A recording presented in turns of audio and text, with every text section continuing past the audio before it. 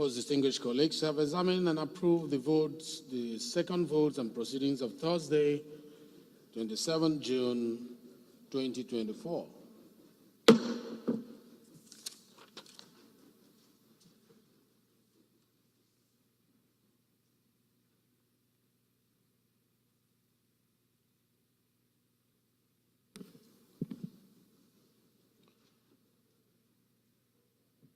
Honorable colleagues, aware that this is the commencement of the second section of the 10th House of Representatives of the 10th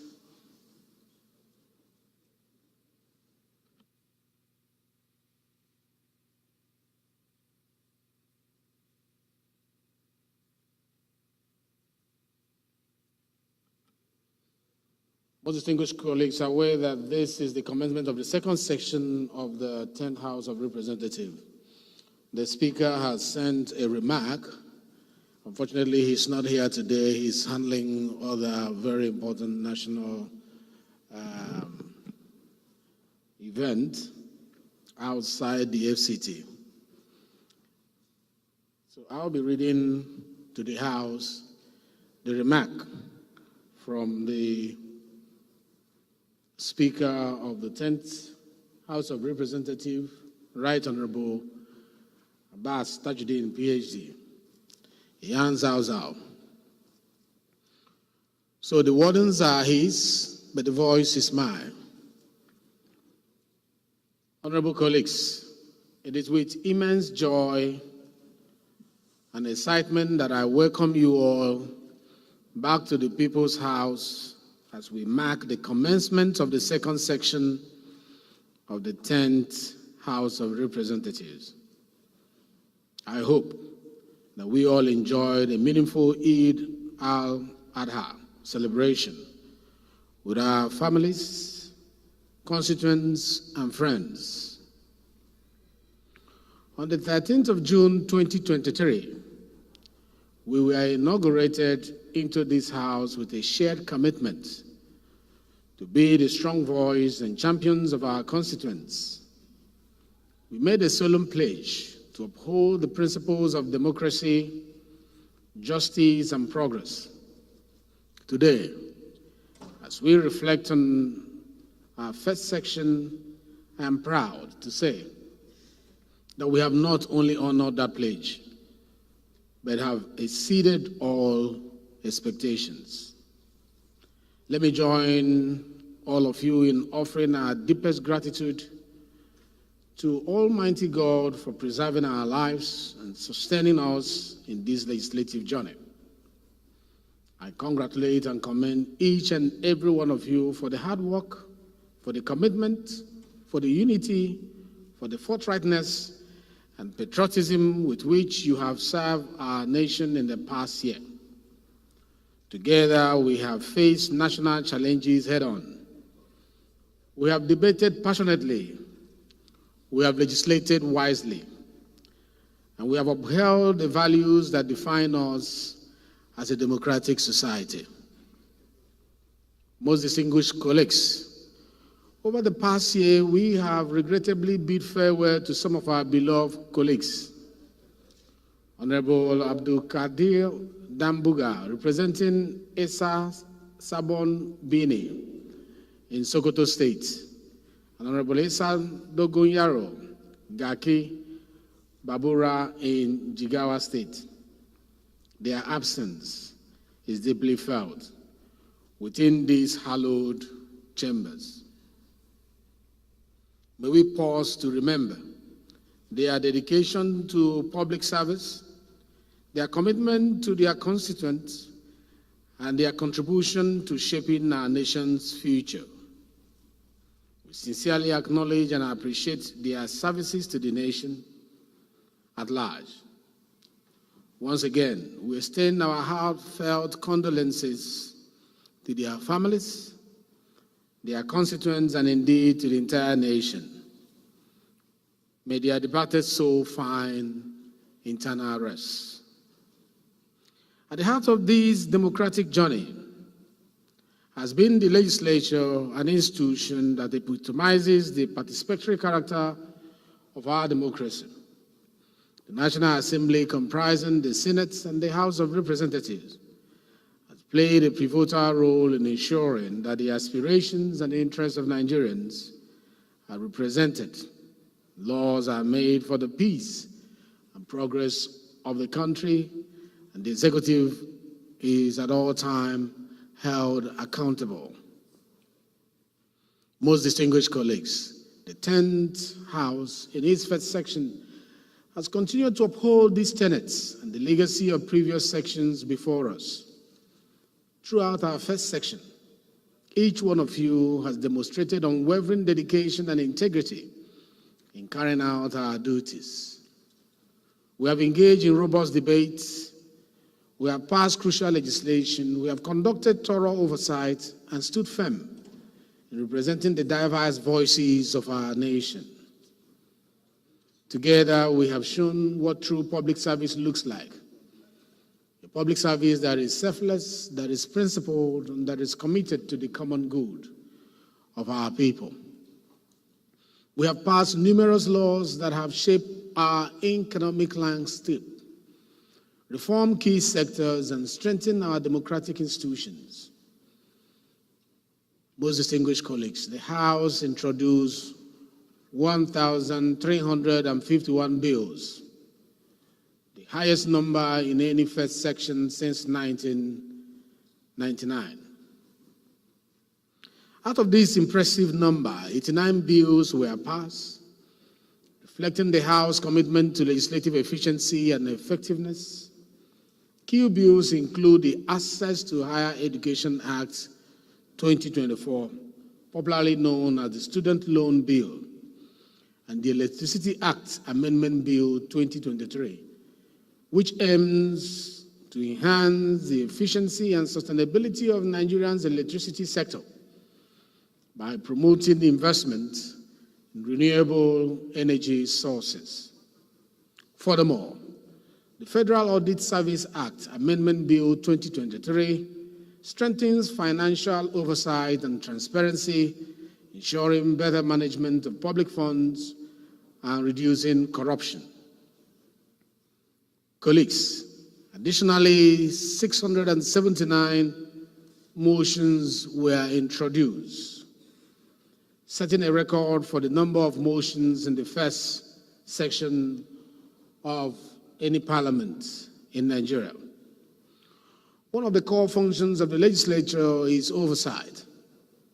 Through public hearing, investigative committees, and rigorous debates, we have held the executive accountable, ensuring that public funds are used judiciously and that government policies are aligned with the needs of the people. Our oversight activities have led to significant outcomes, including recovering misappropriated funds and rectifying administrative inefficiencies.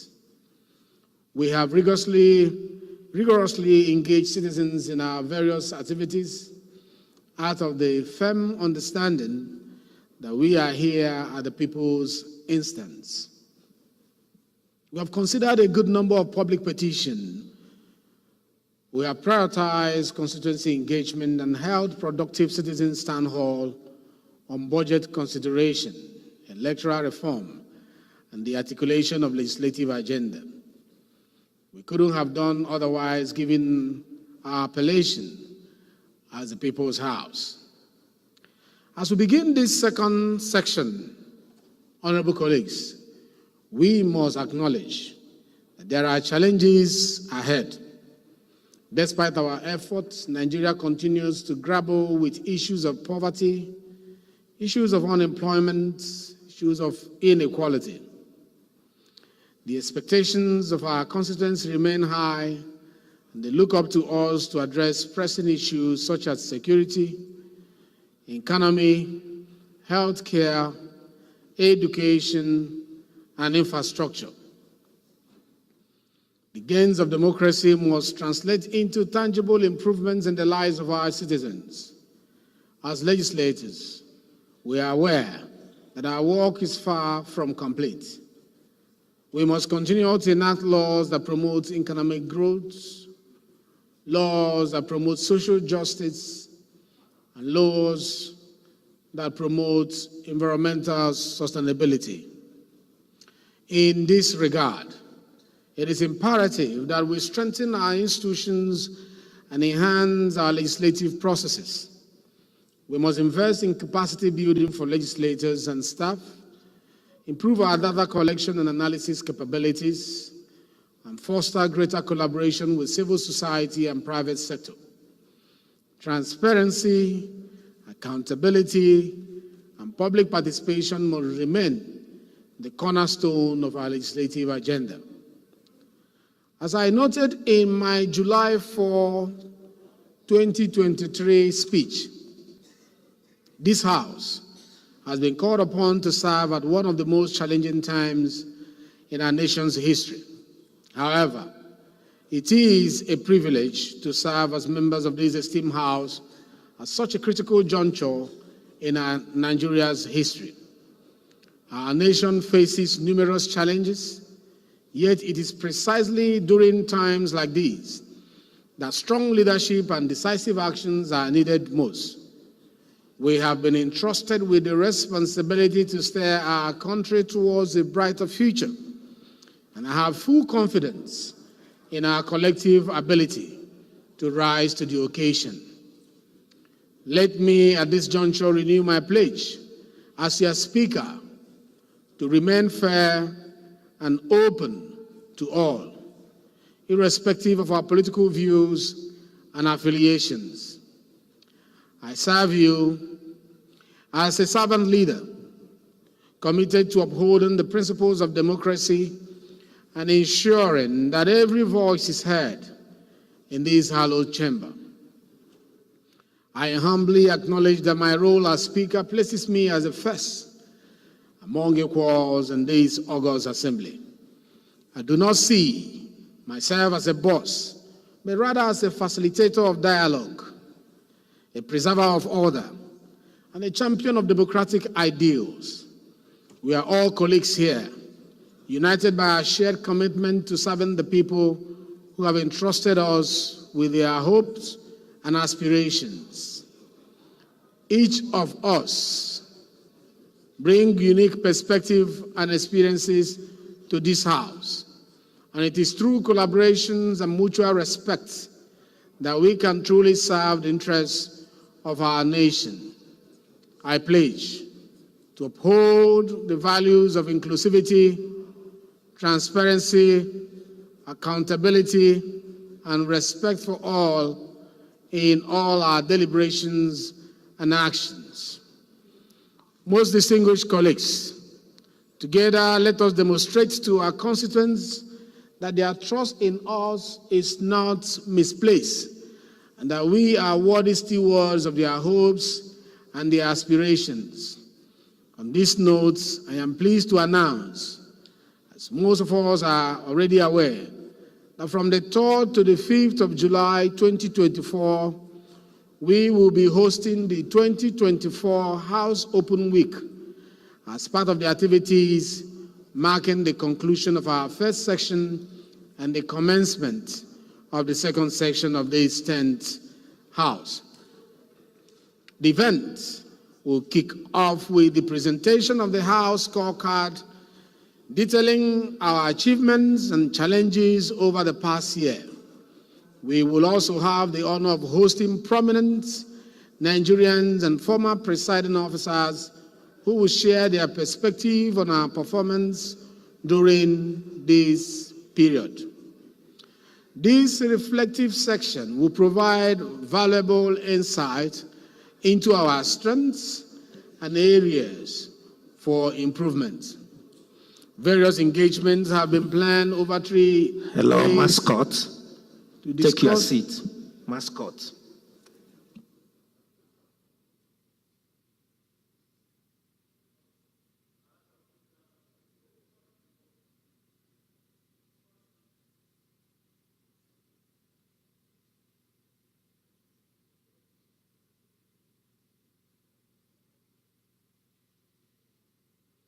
Various engagements have been planned over 3 days to discuss the strategic legislative priorities outlined in our legislative agenda. These sections are designed to facilitate discussions, facilitate debates, reflections on our deliberations, celebrate our achievements, and reaffirm our commitment to serving with integrity and diligence. It is my hope that this event will not only strengthen our bonds as colleagues, but also reinforce our dedication to fulfilling our legislative duties with excellence. I urge every member to actively participate in this event over the 3 days. It is for this reason that we have decided to suspend sitting for Wednesday and Thursday to allow for more robust engagement with our constituents.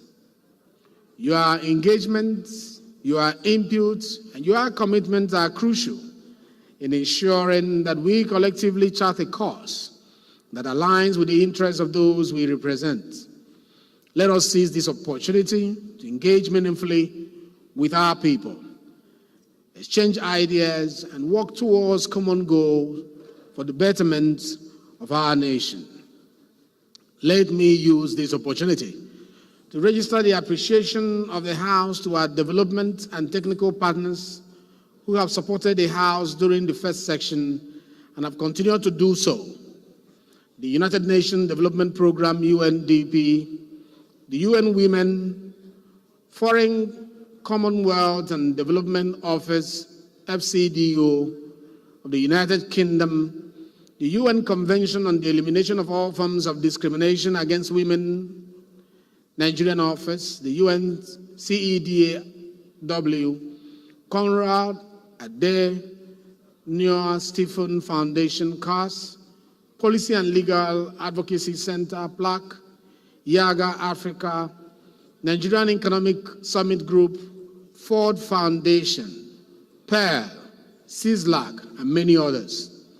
As we commence the second section of this House, we look forward to more robust partnership. May God continue to bless the Federal Republic of Nigeria and guide us all in all our endeavors. Thank you. This is a message or remark from His Excellency, the Speaker of the House of Representatives, Right Honorable Tajuddin Abbas, PhD, Yan Zhao Zhao. And this remark is well received by the House. Yeah, a hand clap for the Speaker will also do. Thank you very much. The Speaker will hear.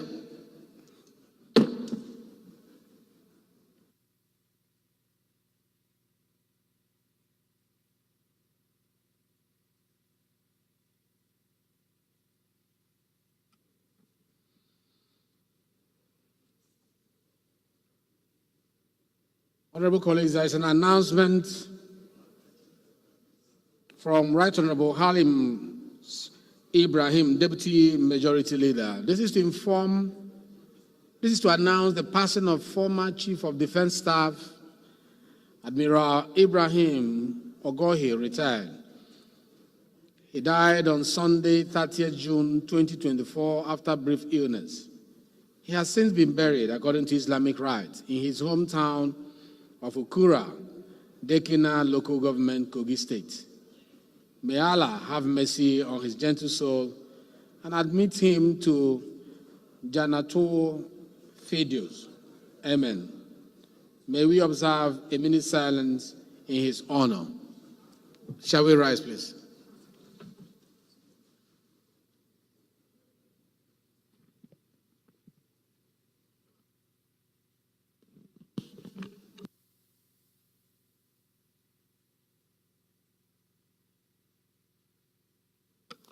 May the soul of the departed rest in perfect peace.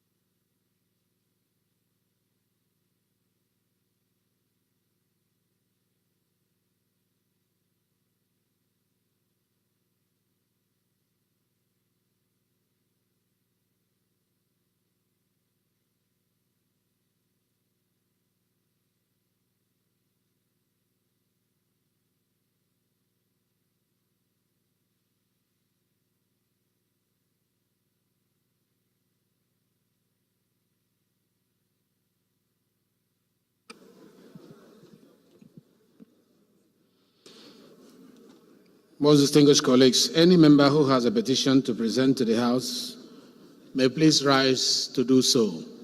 Let me also use this opportunity to announce that the order paper is filled up. So when we give you time, please manage your time well. We are determined to finish everything on the order paper today so that all your voices will be heard. But please, manage your time well when you are given the opportunity. Thank you very much. Any member who has a petition to present, please may rise to do so. Thank you, Mr. Speaker. My honorable colleagues, I remain Honorable Chief Dr. Billy Famous Adesuwa Asawaru. I represent the good people of Orion Onhode Federal Constituency of Edo State, a very proud Benin chief. Mr. Speaker, I have a petition here from Prosperity Law Firm on behalf of the good people of Enya community in Onhode local government, which is part of my federal constituency. This is a complaint of deliberate marginalization of the interest of indigenes of Enya community by the Nigerian bottling company, also known as Coca-Cola. Mr. Speaker, this was ably signed on their behalf by IP Igwan Esquire. Mr. Speaker, the prayers here include for Nigerian bottling company, also known as Coca-Cola, to do what is right and honor the MOU signed with the community about 20 years ago. Mr. Speaker, I seek the leave of the House and Speaker to tender this petition. Leave is hereby granted. You may now lay a petition. Thank you, Mr. Speaker. Yes. Go ahead with your petition. Thank you, Mr. Speaker. Honorable colleagues, my name is Honorable Paul Ekpo. I represent the people of Etinan, Nsetibom, Nsetubiom. I'm from Akwa Ibom State. Mr. Speaker, this morning I have a petition written by U. Peters Associate.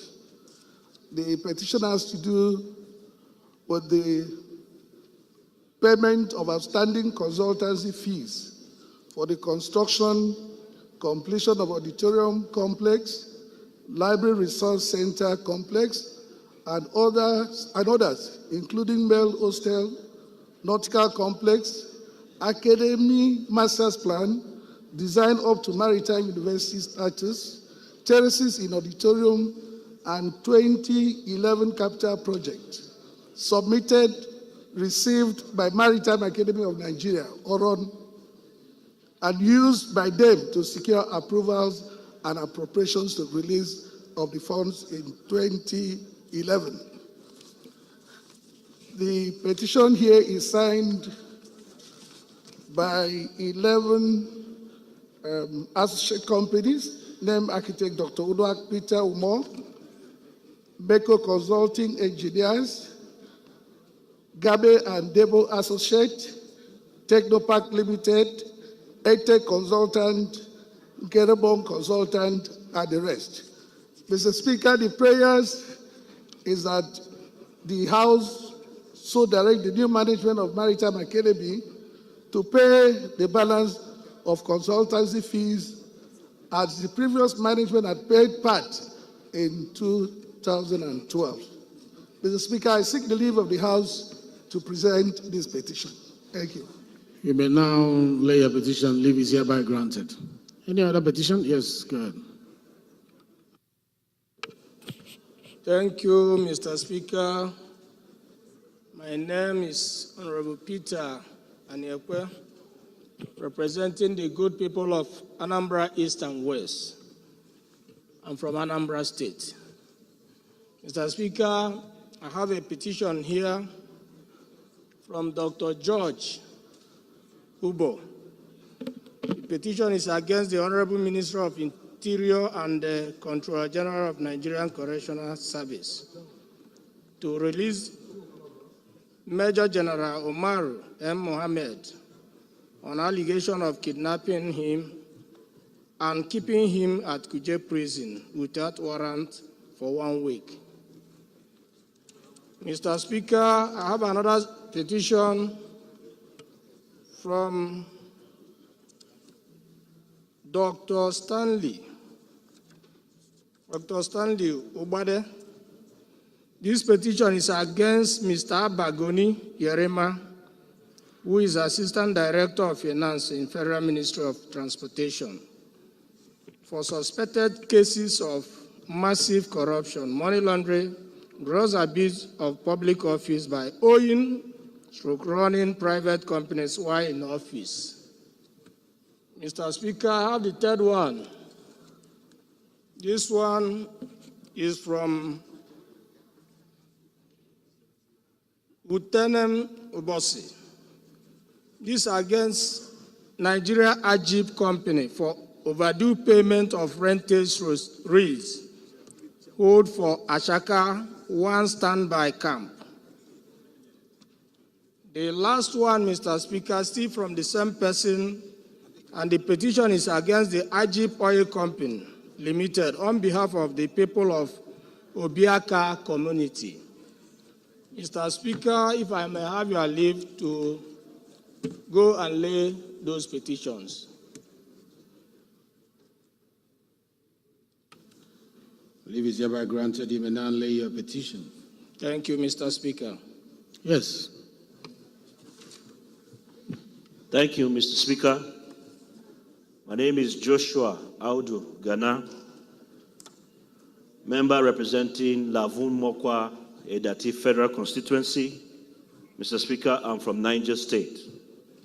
I rise to lay a petition on behalf of Olubayo Kainde and partners, estate surveyors and valuers, a petition against Aetio Eastern Exploration and Production Company Limited for the refusal to pay up their contractual obligations on services fully rendered to them.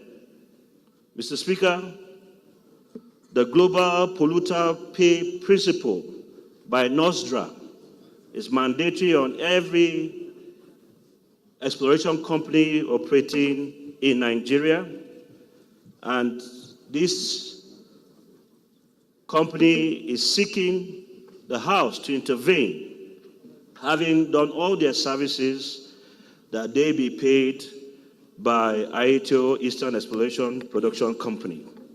The prayers is that the House will intervene to direct Aetio Eastern Exploration and Production Company to pay up their balance, and it is signed by the lead partner of this company.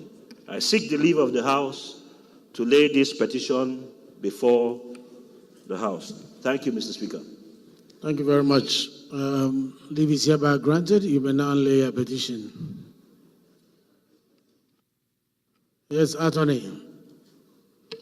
Thank you, distinguished Speaker. The father of all petitions. Thank you. Mr. Speaker and distinguished colleagues, welcome to the second section of the 10th Assembly. I wish us the best that will represent Nigeria more well.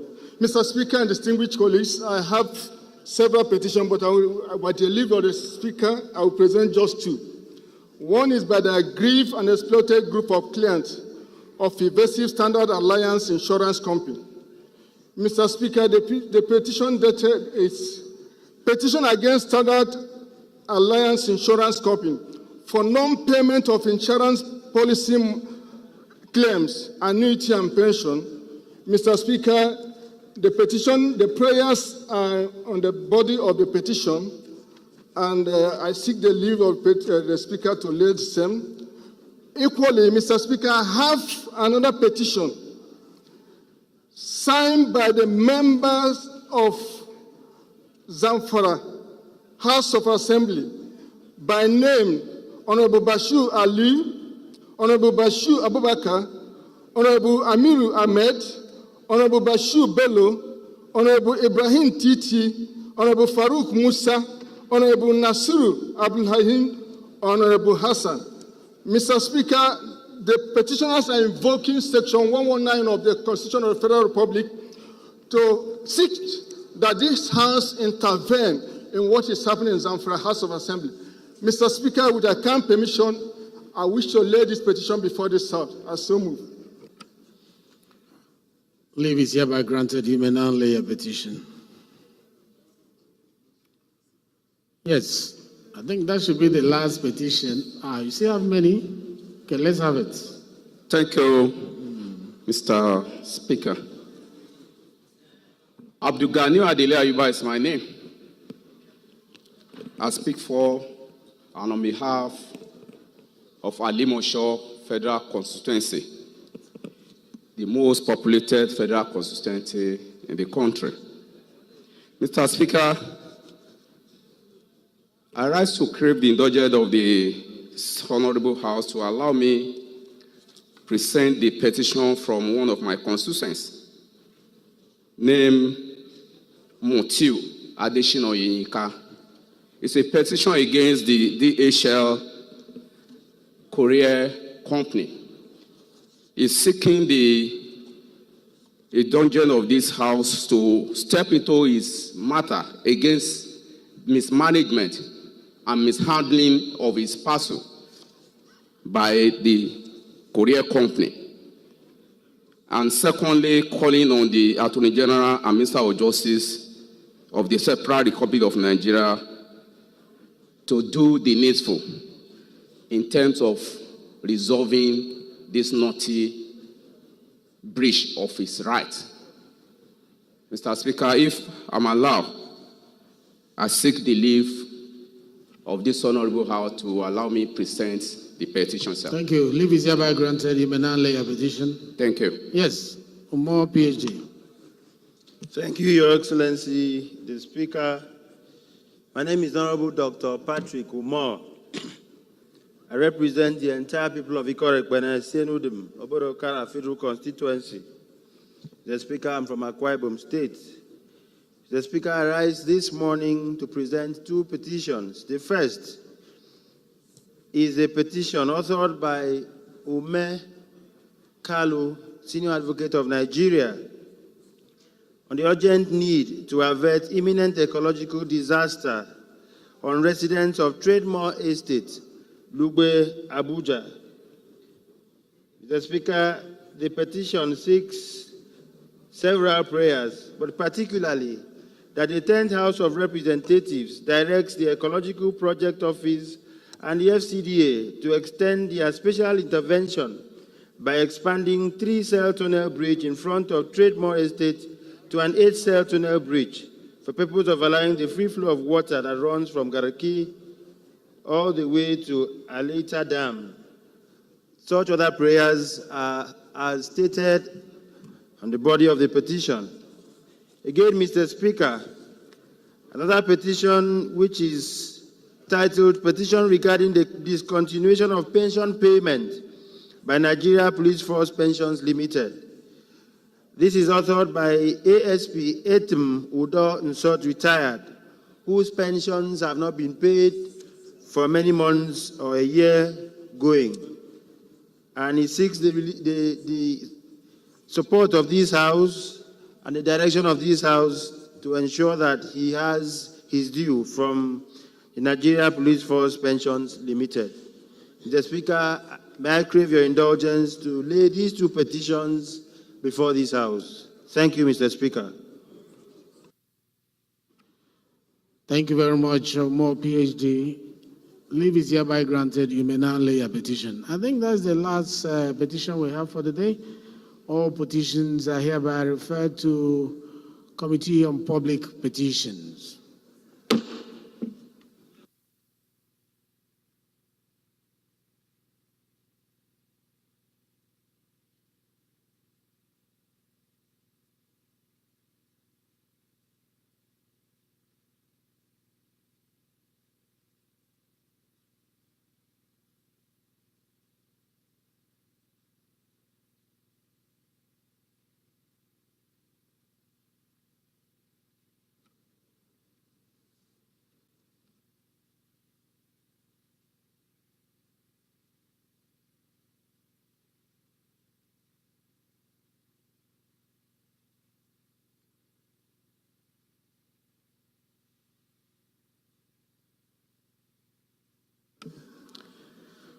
Most distinguished colleagues, like we mentioned earlier, the order paper is filled up.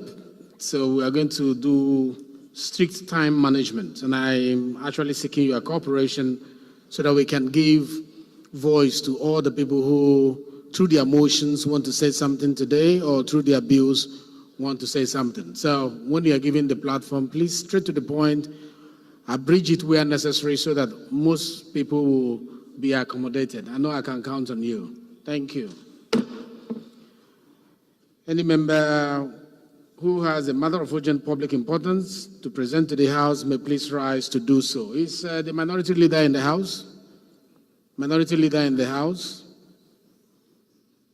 Minority leader, why are you exchanging your seat?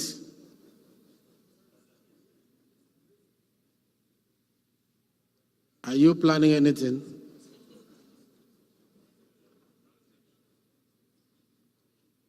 The floor is yours for your urgent public importance. Thank you, sir. Thank you, Mr. Speaker, my dear colleagues. Kingsley Chinda. I represent Tobiabo Federal Constituency. I'm an Ikwere man from Rivers State. My dear colleagues, I rise to seek your leave that I take a matter of urgent public importance this morning. I draw strength from Order 8, Rule 5 of the House Rules, and the matter is one that has to do with the outbreak of cholera in the country. I think it is one that requires urgent input, discussion, and perhaps a legislative solution that we can provide to it. So I pray that you see it as urgent and important enough for us to discuss this matter this morning. I so move, sir.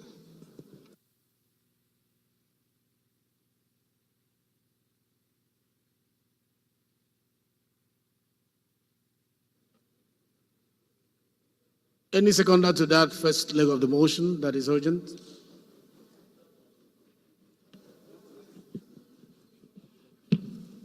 Yes, sir. Thank you, Mr. Speaker. Not you, leader. Okay.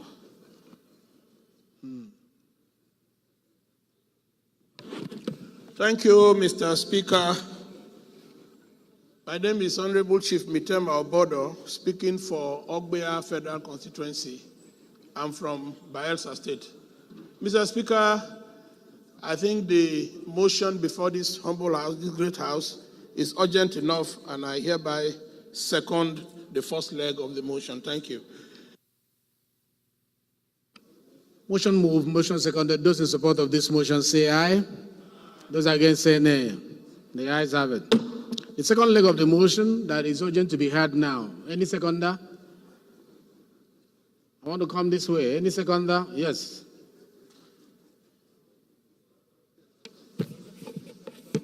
Mr. Speaker, honorable members, I'm Honorable Said Yusuf Miga.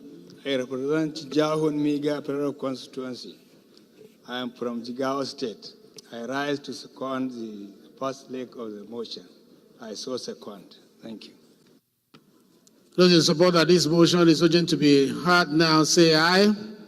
Those against say nay. The ayes have it. You may now move your motion.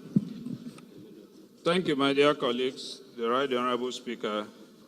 This motion is on the urgent need to check the outbreak of cholera in Nigeria. And it is sponsored by my humble self and two other members, Dr. Adesola Adedayo and Honorable Khadija Buka Ibrahim. The House notes with very serious concern the recent outbreak of cholera in Nigeria, in Lagos State, as well as several other parts of the country. The House also notes that the latest outbreak of the disease in the country, which has been reported and confirmed by the National Center for Disease Control, NCDC, raises very serious public health concern for the government and citizenry alike. The House notes also that the outbreak of the disease, which was first widely reported in Lagos State, is now reported to have spread to other parts of the country, with several casualties and deaths reported. The House is aware that health is of utmost importance and one of the key areas that government ought to give priority attention in order to enhance the well-being and overall welfare of the people. The House is also aware that according to NCDC, while the latest outbreak of the disease have been reported in Lagos and 31 other states across the country, including Abia, Bayelsa, Bauchi, Cross River, Delta, Imo, Nasarawa, Katsina, and Zamfara states, amongst others. The House is concerned about the public and personal health of teeming Nigerians, largely due to lack of access to clean water, poor sanitation, poor personal hygiene, etc. The House is worried that there is an urgent need for quick action or intervention by the federal and respective state governments to curb the disease from further spread across the country. The House is also worried that unless urgent and proactive steps and measures are immediately adopted, the disease would spread to several other places and possibly escalate than imagined, and this would not be good for the health of the citizenry and the country at large. The House is urged to resolve to urge the federal government and respective state governments to urgently put in place measures to effectively check the outbreak of cholera in the country. 2, mandate the House Committees on Information, National Orientation, Ethics and Values to oversee the rigorous public orientation, enlightenment, and education of the citizenry on the need to maintain personal hygiene at all times by relevant government agencies. 3, mandate the House Committee on Healthcare Services to urgently liaise with relevant stakeholders in the health sector to investigate the root cause and solutions to the outbreak and report back to the House within 2 weeks for further legislative action or intervention. I so move, Mr. Speaker.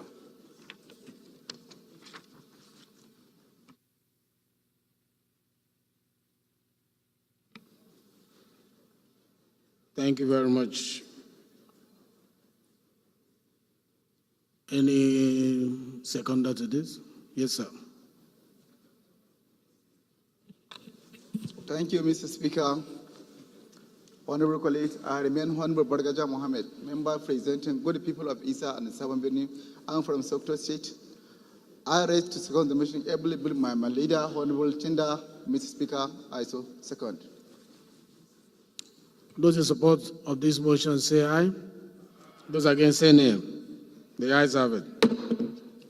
This motion is referred to Committee on Information and National Orientation, as well as that Committee on Healthcare Services.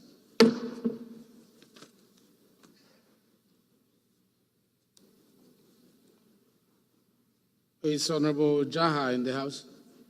Yes, please. Yeah, matter of urgent public importance. Thank you, Mr. Speaker, honorable colleagues. Jaha Baba is my name. I represent Chibok, Damboa, and Goza Federal Constituency. Mr. Speaker, including the remaining 84 not yet recovered Chibok girls. I rise to seek refuge from the provision of Order 8 to Rule 5 to bring up a matter of urgent public importance on the need to condemn in strong terms the twin and multiple suicide bombing in my constituency. I so move. Any seconder to this? I would like to go back here. All the way back, Dr. Adebayo. Thank you, Mr. Speaker, and my honorable colleagues. My name is Dr. Adeshola Adedayo. I represent the good people of Apapa. I am from Lagos State.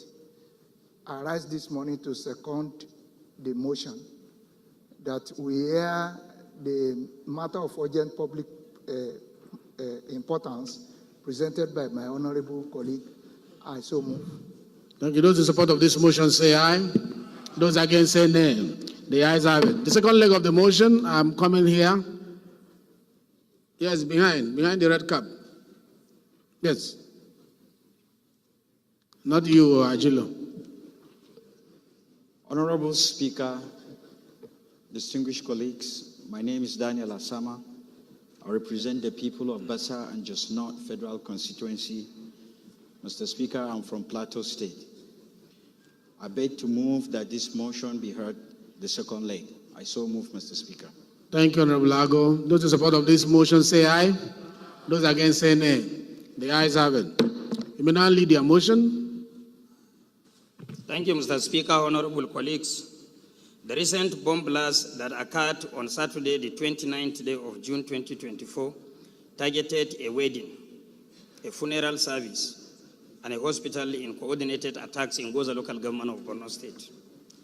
Also note that this heinous act of terror has resulted in the loss of not less than 30 innocent lives and caused immeasurable grief and suffering to the affected communities, with many battling with their lives at the various hospitals. Further note that the despicable nature of this attack underscores the ongoing threat posed by terrorism in our nation. It is imperative that we, as representatives of people, stand united in condemning such acts of violence and reaffirm our commitment to ensuring the safety and security of our citizens. Cognizance of the fact that there is a pressing need for our security agencies to enhance their intelligence gathering capabilities and engage more effectively with local communities to prevent the reoccurrence of such tragic incidents in the future. Intelligence gathering is a critical tool in the fight against terrorism, and it is essential that our security forces have the necessary resources and support to gather timely and actionable intelligence to prevent attacks before they occur. Also recognize that community engagement plays a vital role in building trust and cooperation between security forces and local residents. By fostering strong relationship with communities, our security agencies can gather valuable information, identify potential threats, and disrupt terrorist activities before they escalate into violence. Therefore, I call upon this Honorable House to pass the following resolution. First, to condemn the twin suicide bombs in Goza and urge our security agencies to intensify their effort in intelligence gathering and community engagement. Two, the House sent a strong message that terrorism has no place in our society and that we are committed to taking all necessary measures to protect the lives and security of our citizens. Three, observe a minute's silence in honor of the departed souls.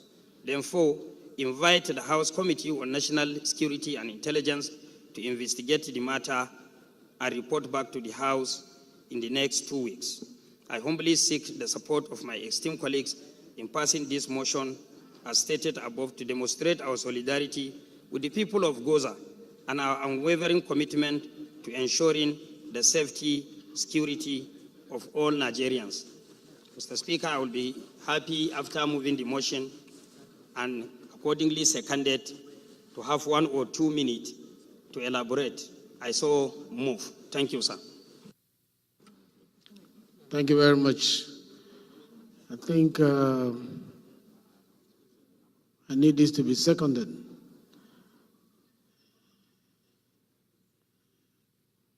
Honorable Akume.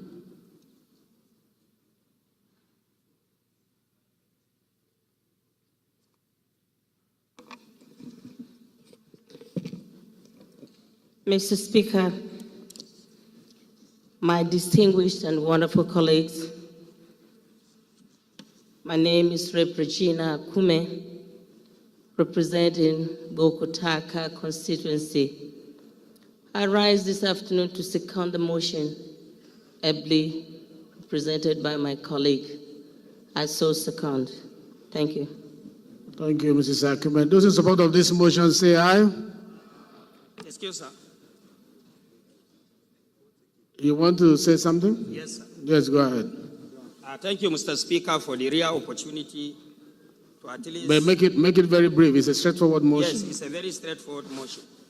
I just want House, if they may be interested, to know that the 30 young men who lost their lives ranges between the ages of 35 downward, including teenagers and infants, celebrating wedding ceremony of their friend in a public place close to a public park, just to intensify and tell the whole House the degree of the loss Nigerians recorded just on Saturday, 29th day.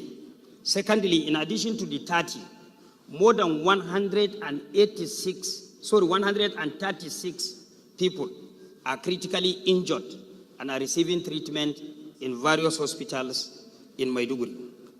Thirdly, I want us to know that the suicide bombers, after identifying their faces, it was discovered that they were recruited, they were drugged, they were brainwashed, and they were imported to come to Gaza from somewhere to cause this issue.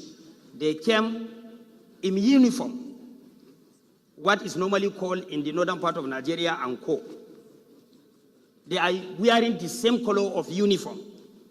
So it's a wake-up call for everybody in the country.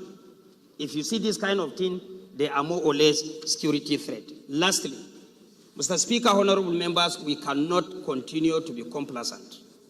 Complacency is one of the reasons why this thing happened in my constituency. Complacency on the part of the people and complacency on the part of the security agencies. Simply because the terrorists left northeast to some extent or relieved northeast of their pressure and moved to north central and northwest, now our people were relaxed. The security measures we used to take for searching, screening, putting surveillances, we have relaxed that. On the part of security agencies also, there was this kind of complacency. Terrorism is not over until when it is over.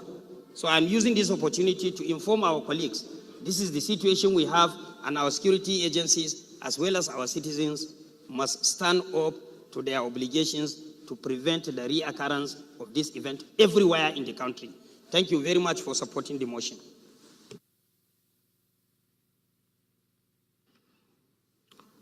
Thank you very much. It's actually a very important issue in this country, and I think we'll get one or two contributions on that, even though our other paper is filled up. But I was shocked when I heard this news. I was in South Africa attending the African Union Parliament, and it came as a shock, and I'm sure it shocked a lot of Nigerians when innocent people were slaughtered the way they were. Let me give the first opportunity to Dasuke to make his contribution. Then after that, I come to Honorable Jimmy. Thank make you. it very brief, please. Thank you, Mr. Speaker. I remain Abdusamad Dasuki, representing Kebetambua from Sokoto State. Mr. Speaker, honorable colleagues, let me start with commiserating my colleague, Honorable Jaha, on what happened over the weekend, which we have not had in a long time, which has to do with suicide bombing. And at the same time, Mr. Speaker, I want to use this opportunity to commiserate with the people of Jibia in Katsina State who, had an attack just 24 hours ago. And at the same time, commiserate with the people in Sokoto with the attacks that have been happening recently between Sokoto and Gusau Road, which unfortunately we lost the Deputy Vice Chancellor just a little over a week ago. Mr. Speaker, honorable colleagues, this is one too many. Please permit me to highlight something that happened in Katsina just last week when the Northwest leaders came together, to deliberate with regards to security, not only in the Northwest, but in Nigeria. Mr. Speaker, honorable colleagues, in the course of that summit, the Vice President, made a presentation there where he made mention that the President specifically brought Northerners to be in charge of security-related agencies and ministries. Mr. Speaker, honorable colleagues, in April this year, the National Security Advisor was also in Sokoto, and he was talking about the same issue, that the President deliberately chose Northerners to head the defense and security agencies. Where am I heading to, Mr. Speaker, honorable colleagues? In the last 1 year that we got inaugurated into this House, there's one too many. Mr. Speaker, I think it's high time. We've had jailbreaks, nobody has been sacked. People are killed, nobody has been sacked. It's high time we find somebody responsible. Mr. Speaker, honorable colleagues, if we don't take any action, it's almost 15 years. And this House that we pride, which I believe we are, the House of the people, the earlier we look for scapegoats, which are justifiable, these guys have not lived up to expectations. The President has said, I've given Northerners this position to defend your people. That is what he said practically. So now, every single day, we have a minimum of 3 security-related motions, and lives are gone.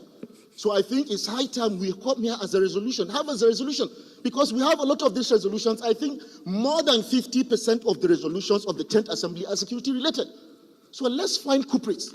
We have our committees that are living up to expectations. They can research this.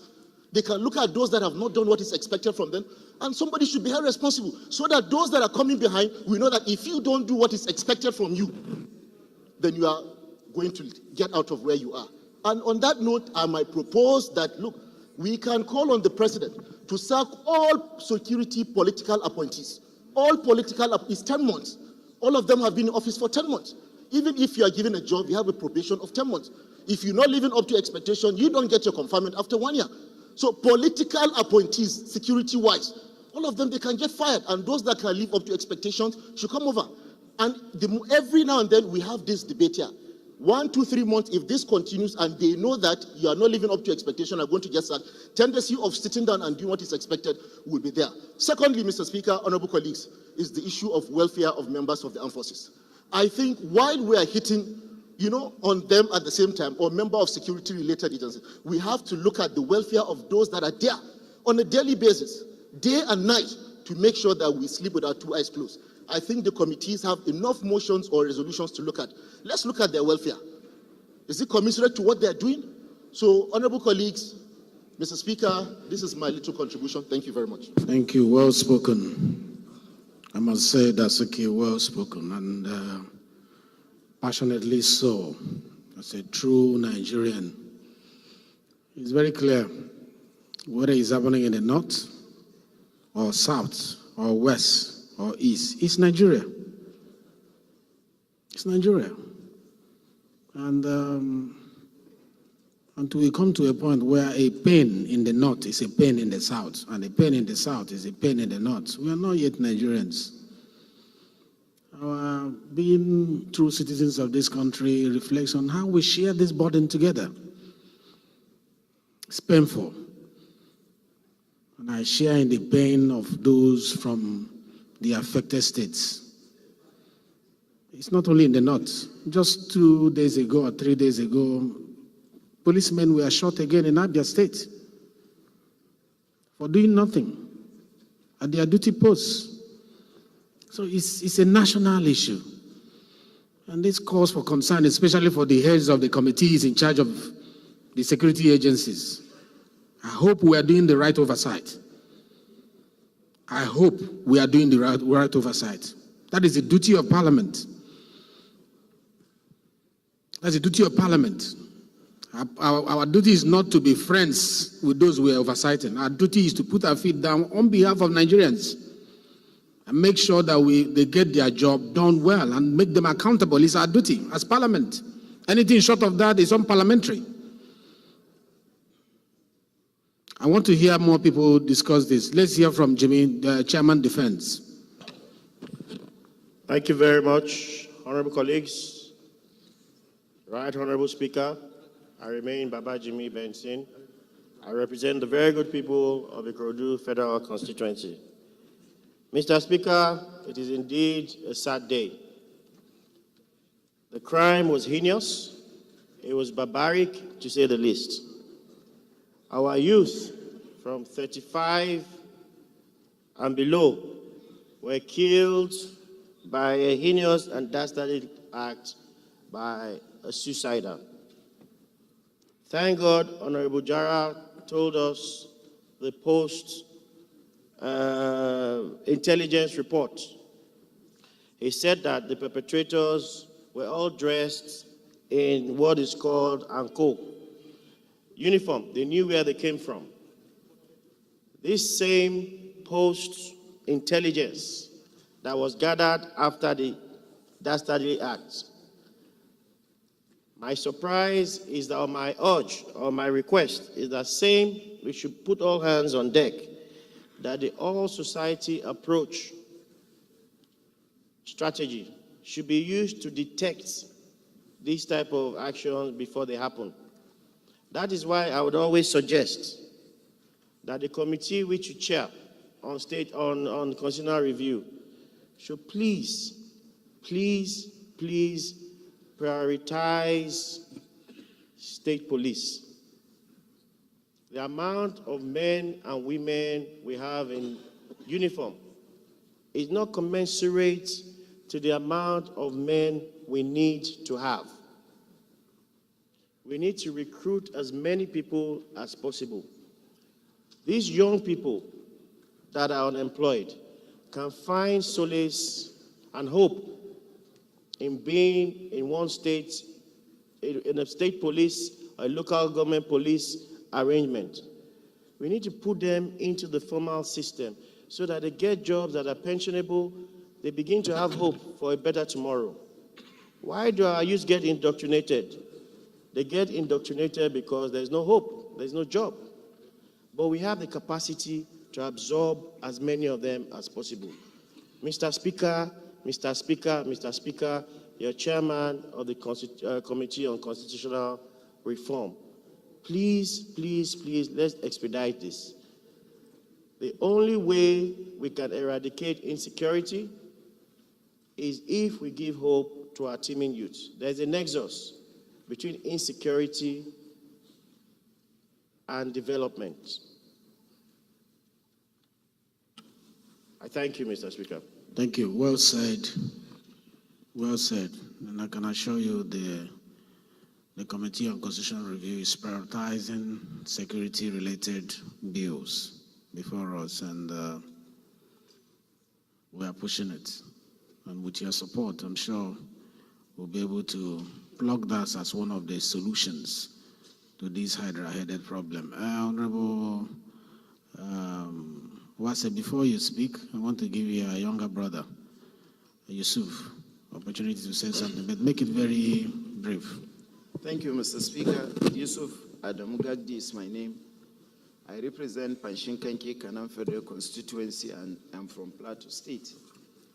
Mr. Speaker, from your voice, the voice of the motion mover and the contributors, it speaks volume that what is happening is not palatable because you speak with emotions and humility, and I'm going to toe that perspective. I have one thing to say. Complacency that the motion mover did mention in the part of the community, the people, in the part of the of the security agency, and I will add in the part of the government. Why did I say this, Mr. Speaker? We are here to represent Nigerians. From the inception of insecurity problem in Nigeria, I cannot see a clear deterrent that was served on any person that attacks on people of Nigeria was meted as a result of his complacency.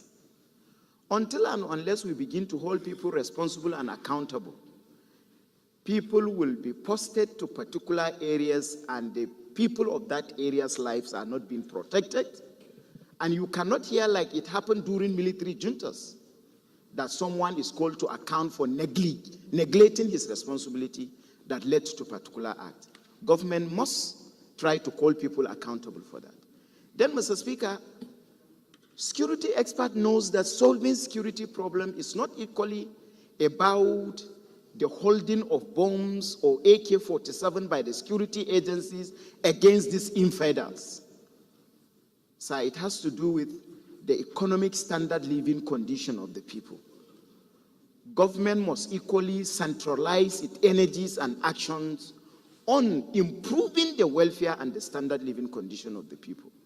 The Almajiris on the streets that turn to be what they are, and a lot of people that have no access to other amenities by government, state government, local government, and federal government. When we improve that, it goes a long way with solving security problem. Finally, Mr. Speaker, my little adjustment is this. I don't think the security apparatus is being charged by a particular region, like my brother Dasuki did say. The Inspector General of Police is not from Northern Nigeria.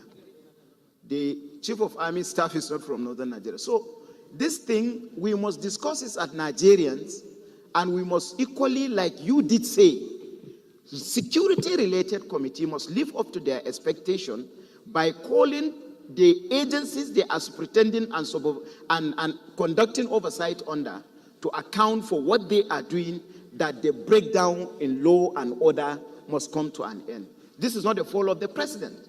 Mr. Speaker, if we do our job here as a National Assembly, oversight this agency the way you advise that we should oversight, not make them our friends, not make them our enemy, but make them the agency that we should pretend over, and bring constructive findings on this hallowed chamber for us to debate on. I am sure every head of security agency would live up to expectation. But I support my brother Dasuki too, that we cannot continue to keep people in position where they are incapacitated, where they cannot discharge their responsibility. Thank you and God bless you. Thank you very much. I actually like it when we have time to deliberate on issues like this so that the content of what the parliament is made of is shown in the quality of debate that you have given so far. And I hope as time goes on, we'll have less on our other paper to allow you ventilate on issues of national importance. That is the reason why we are here. Not for the titles, not for all the things that comes with the office, but to represent those people who are not, who doesn't have voice, who are voiceless. And the debate has been going in a manner that reflects our true patriotism for this country. Let me hear the former Deputy Speaker of this great House. Mr. Speaker, respected colleagues, my name is Isam Medidris. I represent Wasai, Federal Constituency Plateau State, by the grace of God, member of this parliament. The Speaker, respected colleagues, I want to thank you for the opportunity given to me to add my voice on the current debate. First, to pay my condolences to the President of the Federal Republic of Nigeria, my brother, Honorable Jaha, the people of Borno State, for the loss of these very great men and women, children, infants that we have recorded so far. And not only in those areas, like my brother did mention, Katsina, I heard of it last week. There was something between Sapele and Kaduna, almost every part of this country. And that's why I want to appreciate what my brother, Honorable Gagdi, mentioned. And what you mentioned, I was humbled by the tune of your own contribution while sitting on the chair, that we should discuss as Nigerians, that we should do away with what is called regional. And that's what is dividing us more instead of integrating us. And as far as I'm concerned, this matter of security is for all of us. It's about the entirety of the nation. There's no part of this country that is safe. And we should not pretend to this.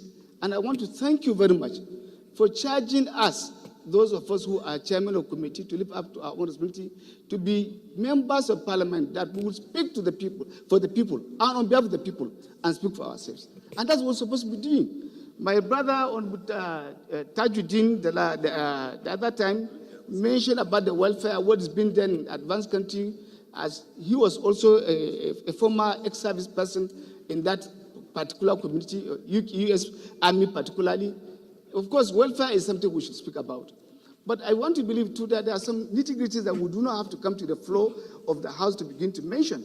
Even the information divulged to us that they came in uniform. You are also alerting them in one way or the other that this other one has been discovered, and they will go to do another device. And I do not want us to always be emotional on issues like this. But let's be factual. The emotional could come only in executive sessions. As we get emotional, we always divulge the strategy and discoveries, and by one way or the other, we are sabotaging the efforts of the security agents. And by implication, escalating what is going on. Mr. Speaker, respected colleagues, I think the security agencies are doing more than sufficient, particularly, and I believe you are reading your reports, the Department of the State Security Service. But the issue is this: accountability, holding some people has been lacking in terms of what really goes wrong. And I give you an example, Mr. Speaker. Over the period of time that we have had issues on the plateau, just of recent, the DSS, I read somewhere, I stumbled on it, They did an excellent job, arrested some people right from here, from Gwagwalada. Those who are supplying arms, to this moment, nobody has been prosecuted. And that brings back to the issue of accountability. Somebody must be held responsible. Heads must roll. Any attempt to run away from that, we are just doing politics. And playing politics with lives of Nigerians, I think it's a wake-up call. Your statement is a wake-up call. And what is happening in other African countries, particularly what happened in Kenya, we should not deceive ourselves. Let us not allow the people out there to come and chase us out here. I think we have a lot to offer, and we should be seen to be doing a lot for this country. The country has done more than sufficient for us. For you to be here as a member of parliament is sufficient grace. There are more than 200 million Nigerians out there. The Dangotes, the Obas, the Emirs cannot come here until you suspend your rule. It means then we have a favor. And that favor should be converted, should be utilized in the interest of our own nation, just like we sought to uphold the Constitution of the Federal Republic of Nigeria. Mr. Speaker, we are playing a lot of politics with the last of Nigerians. The issue of state police, sir, I will tell you for free, I will not vote for it. You know what the governors are doing, how they are cajoling, how they are manipulating the states. If you say give them that power, you are going to run from... it's not yet time for debate on the state police. Mr. Speaker, my personal opinion. Yeah, when that time comes, we'll be given time. We all know what's going on, sir. It is about doing the right thing. The state governors are there. You see, Jaha did mention what happened in his own community. They were the one mobilizing, paying money from their pocket. They are complaining they cannot pay 60,000 naira now for minimum wage. You want to go and add another branch of problem to them, and at the end of the day, you will arm them, and then they will have more sophisticated armed robbers in the country. Mr. Speaker, we need to speak to ourselves. First, to assess the number of the security agencies in the country. Are they commensurate to our population in terms of policing? They are not. We are just to employ 10,000. Till today, we are playing politics with it. The list have not been released. Training have not commenced. Is it about state policing? No. Mr. Speaker, I want to respect and ask my colleagues that we need to ask for occasion. But the most important thing, the motion moved by Honorable Linda in Chinda the other time, that we need to go into executive session, discuss this matter. We need to do that urgently. And I want to beg Mr. Speaker that before we go on recess, because I know very soon, by our calendar, we are going on recess. We need to carry out this function. Otherwise, every morning we'll come here, say one motion, pray for another, for 1 minute silence, and then tomorrow we'll come back again, and if you compute, the loss of man hour that was supposed to contribute is also huge and great. Okay, do you wish to amend the prayer to include that? Do we want to come by way of amendment to include it now? No, we can take this motion, but I'm saying that... Or you want to come as a separate motion? There was a motion, that was a prayer that was answered but in the House, that the House need to go into executive session to discuss security matters. It has not been done. That prayer was answered about two weeks ago. Clerk, you will bring me the House resolution number and present it to the leadership so that we'll look at it and call for executive section to do this. Sir. And lastly, sir, if we must solve this matter, it's high time now to respect our own standing orders. We do what? Our standing orders. Committees are expected to be returning reports, be laid for discussion and consideration. I don't think we have had that one. We keep sending motions, the civil compliance, what are they doing? What are the other standing committees doing as they give them the motion?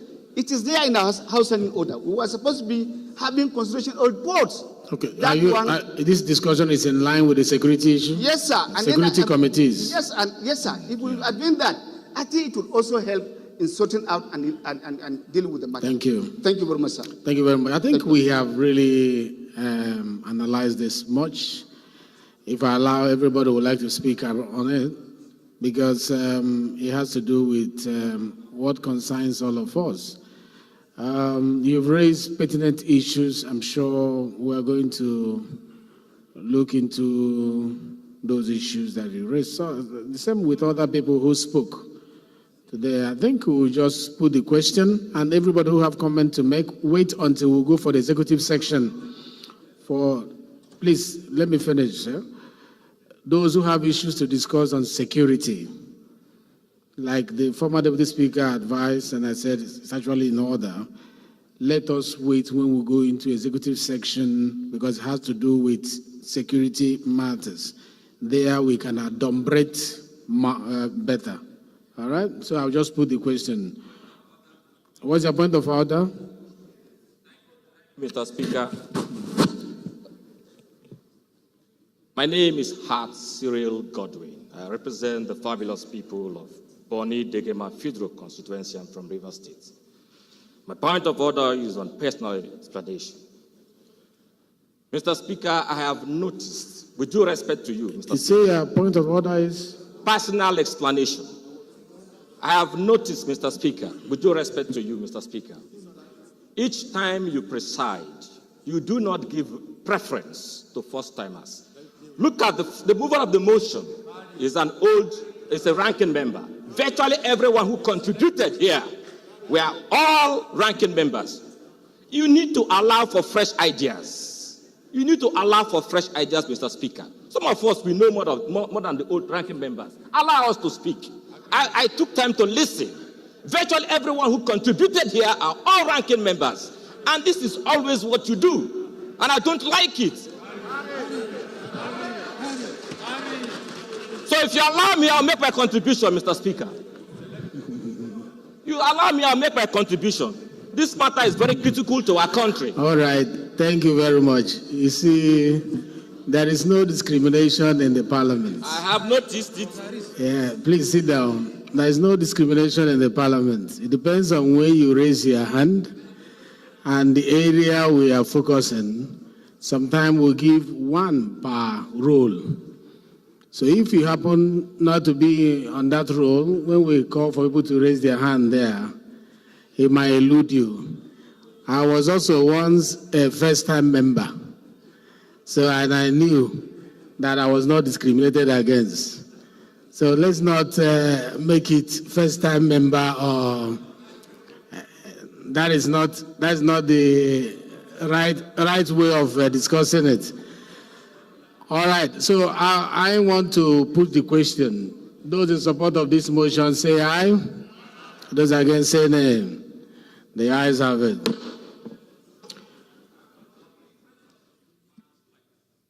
This motion is referred to Committee on National Security and Intelligence.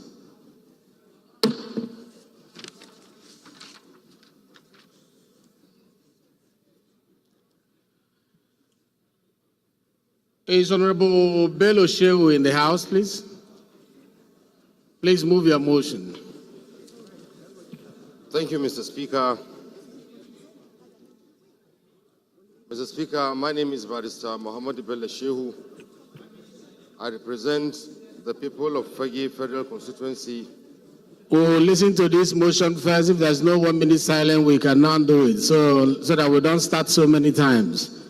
So let's take out the motion and then we'll do the 1 minute silence together. Thank you. So go ahead. Mr. Speaker, I'm Barrister Muhammad Bello Shehu, representing the people of Fegi Federal Constituency. Mr. Speaker, I'm from Kano State. Mr. Speaker, I raise this morning under the guise of Order 8, Rule 5, to move a motion of urgent public importance on the urgent need for the federal government to intervene on the menace of erosion and flood in Fegi Federal Constituency. I so move, Mr. Speaker.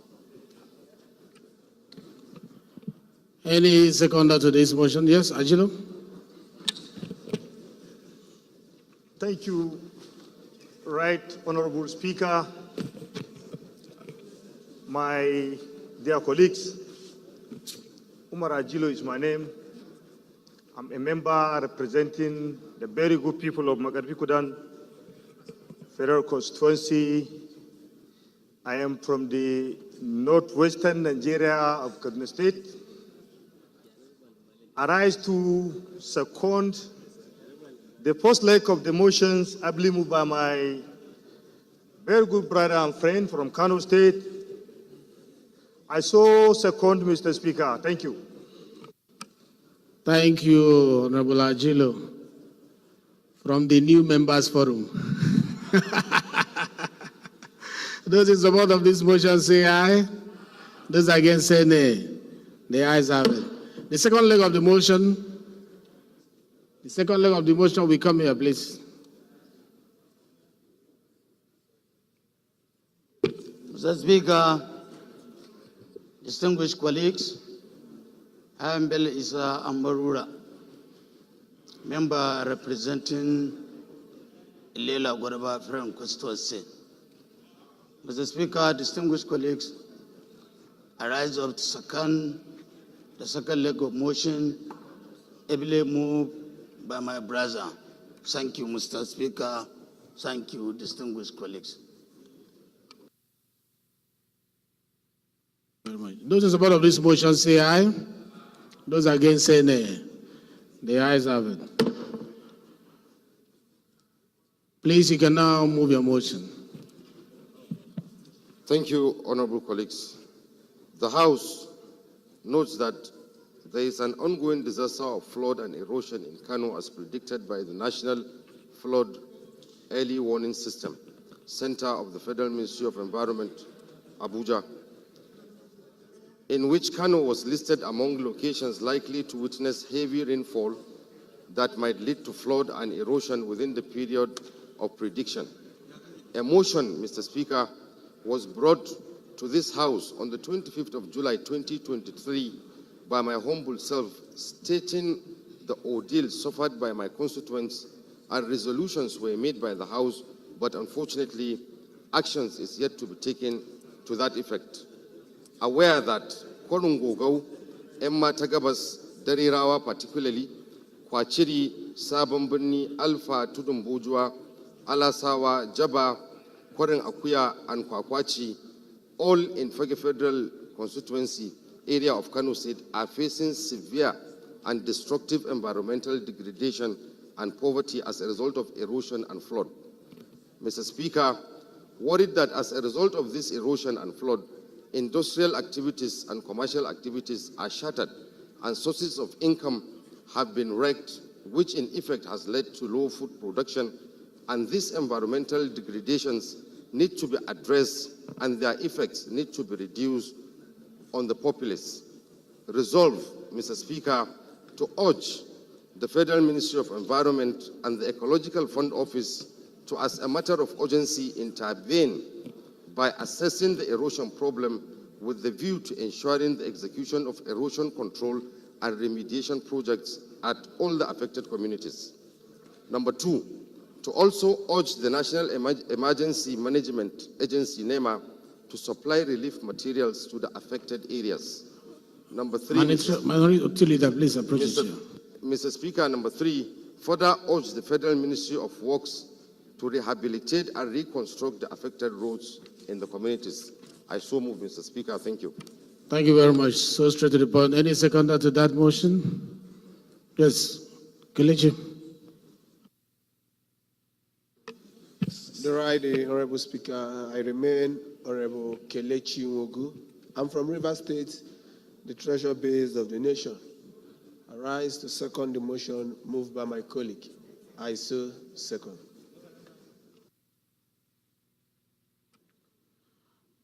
Those in support of the motion say aye. Those against say nay. The ayes have it.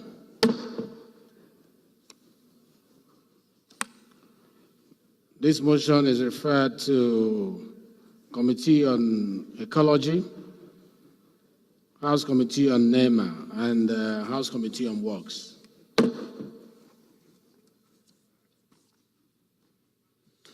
Honorable colleagues, because of our various holidays, a lot of matters of urgent public importance are before the chair. We'll try our best to accommodate as many as possible, but please, let's keep managing our time well, because these are actually very important issues and we cannot ignore them. Is Honorable Omar Datakura in the House? Thank you, Mr. Speaker. honorable colleagues, my name is Honorable Yusuf Umar Detti, member representing the good people of Kura, Madobi, and Garumal and Farah constituency. Honorable Kura, remember to suspend the rule because this is I think it's the fourth one. Yes, I rise this morning under Order 8, Rule 5, to present a motion on the need for urgent humanitarian assistance for victims of tragic accident in Imawa town of Kura local government, Kano State. May I seek the leave of the House to suspend the relevant House rules to allow me to take this motion. Thank you, Mr. Speaker.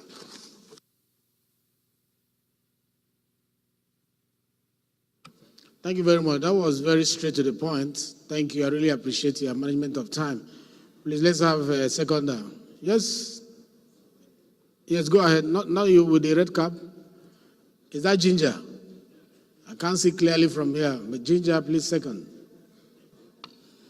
Thank you, Your Excellency, Mr. Speaker, very dear colleagues. My name is Ginger Onwusibe.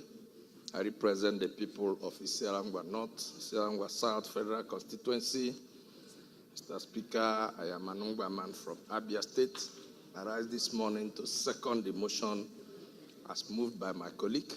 I so second.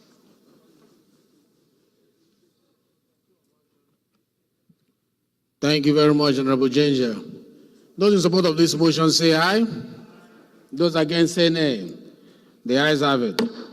There is a 1 minute silence in this prayer, just like there is one in the one moved by Honorable Jaha, so we're going to join it together. This particular motion is also referred to Committee on Road Safety and Committee on NEMA. Mr. Speaker, I haven't even presented the motion yet. Yeah. Oh, I thought you have already presented. No. Sorry, I was distracted here. Yeah. So please go ahead. Go ahead. All right. The need for urgent humanitarian assistance. Honorable Maki, serve as the whip of the House today, and please reduce the amount of people who come here so that we can focus, please. Need for urgent humanitarian assistance for victims of tragic accident in Imawa town along Zaria Road, Zaria Kano Highway of Kura local government, Kano State. The House notes that on Friday, June 28, 2024, a tragic accident occurred in Imawa town along Zaria Kano Highway in Kura local government area of Kano State, when a truck with registration number MKA 537XN lost control and ran into pedestrians who had just concluded their Friday prayers, killing 14 people instantly and leaving several others sustaining several injuries. Also note that while the departed souls have since been buried according to Islamic rite, the situation has left the injured victims and the families of the departed in a very difficult condition that requires urgent humanitarian intervention. Worried that the alarming increase in accidents of reckless driving leading to tragic fatalities on our road is becoming a serious threat to the safety and well-being of all residents along highways. These incidents are often caused by drivers losing control of their vehicles due to overspeeding, dangerous overtaking, or failure to adhere to driving regulations. Aware that the loss of lives and the resultant grief for families and community cannot be overstated. While the frequency of these tragic incidents continue to rise, it is clear that immediate and decisive action is required to arrest and address this ugly incident. Resolves that the House observe 1 minute silence in honor of the departed innocent souls. Second, the House extends its compassion to the victims of this tragic accident by urging the National Emergency Management Agency and Ministry of Humanitarian Affairs to provide immediate relief materials and other emergency supplies to the families of the affected victims. Call on the Federal Road Safety Commission to intensify patrol activities on highways, particularly targeting reckless drivers, and ensure that such offenders face appropriate penalties that reflect the severity of their action. I so submit, Mr. Speaker. Thank you. Thank you very much. Any seconder to this motion? Yes.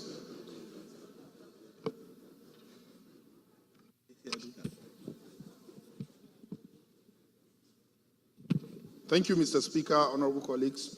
My name is Honorable Akitat Usman Murtala Banye, member representing people of Batagarawa, Cheren Chirimi Federal Constituency. Mr. Speaker, I'm from Katsina State. I rise to second the motion heavily moved by my friend, honorable colleague. I so second. Thank you very much. Those in support of this motion say aye. Those against say nay. The ayes have it. The motion is referred to Committee on NEMA and Committee on Road Safety.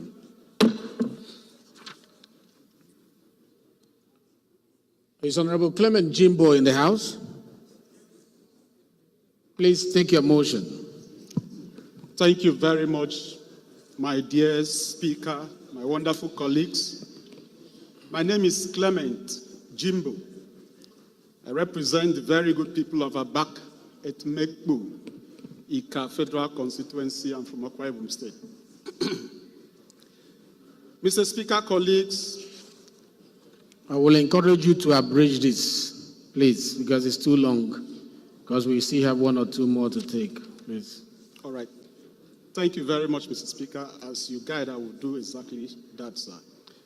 I rise this afternoon to stand on Order 8, Rule 5, subsection 2.1 and 2.2, and plead with the House to move this motion of urgent public importance. It is on the urgent need to end food insecurity through mechanized agricultural revolution across the country. I so move, Mr. Speaker. Any seconder to this motion? Yes, sir. Mr. Speaker, honorable colleagues, I'm Hussaini Mohammed Jallo, representing the good people of the Federal Constituency of Kaduna State. I hereby second the motion heavily moved by my colleague. I so second. Thank you. Thank you very much. Those in support of this motion say aye. Those in support of this motion say aye. Those against say nay. The ayes have it.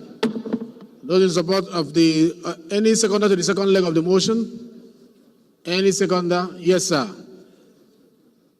No, not you. Yes.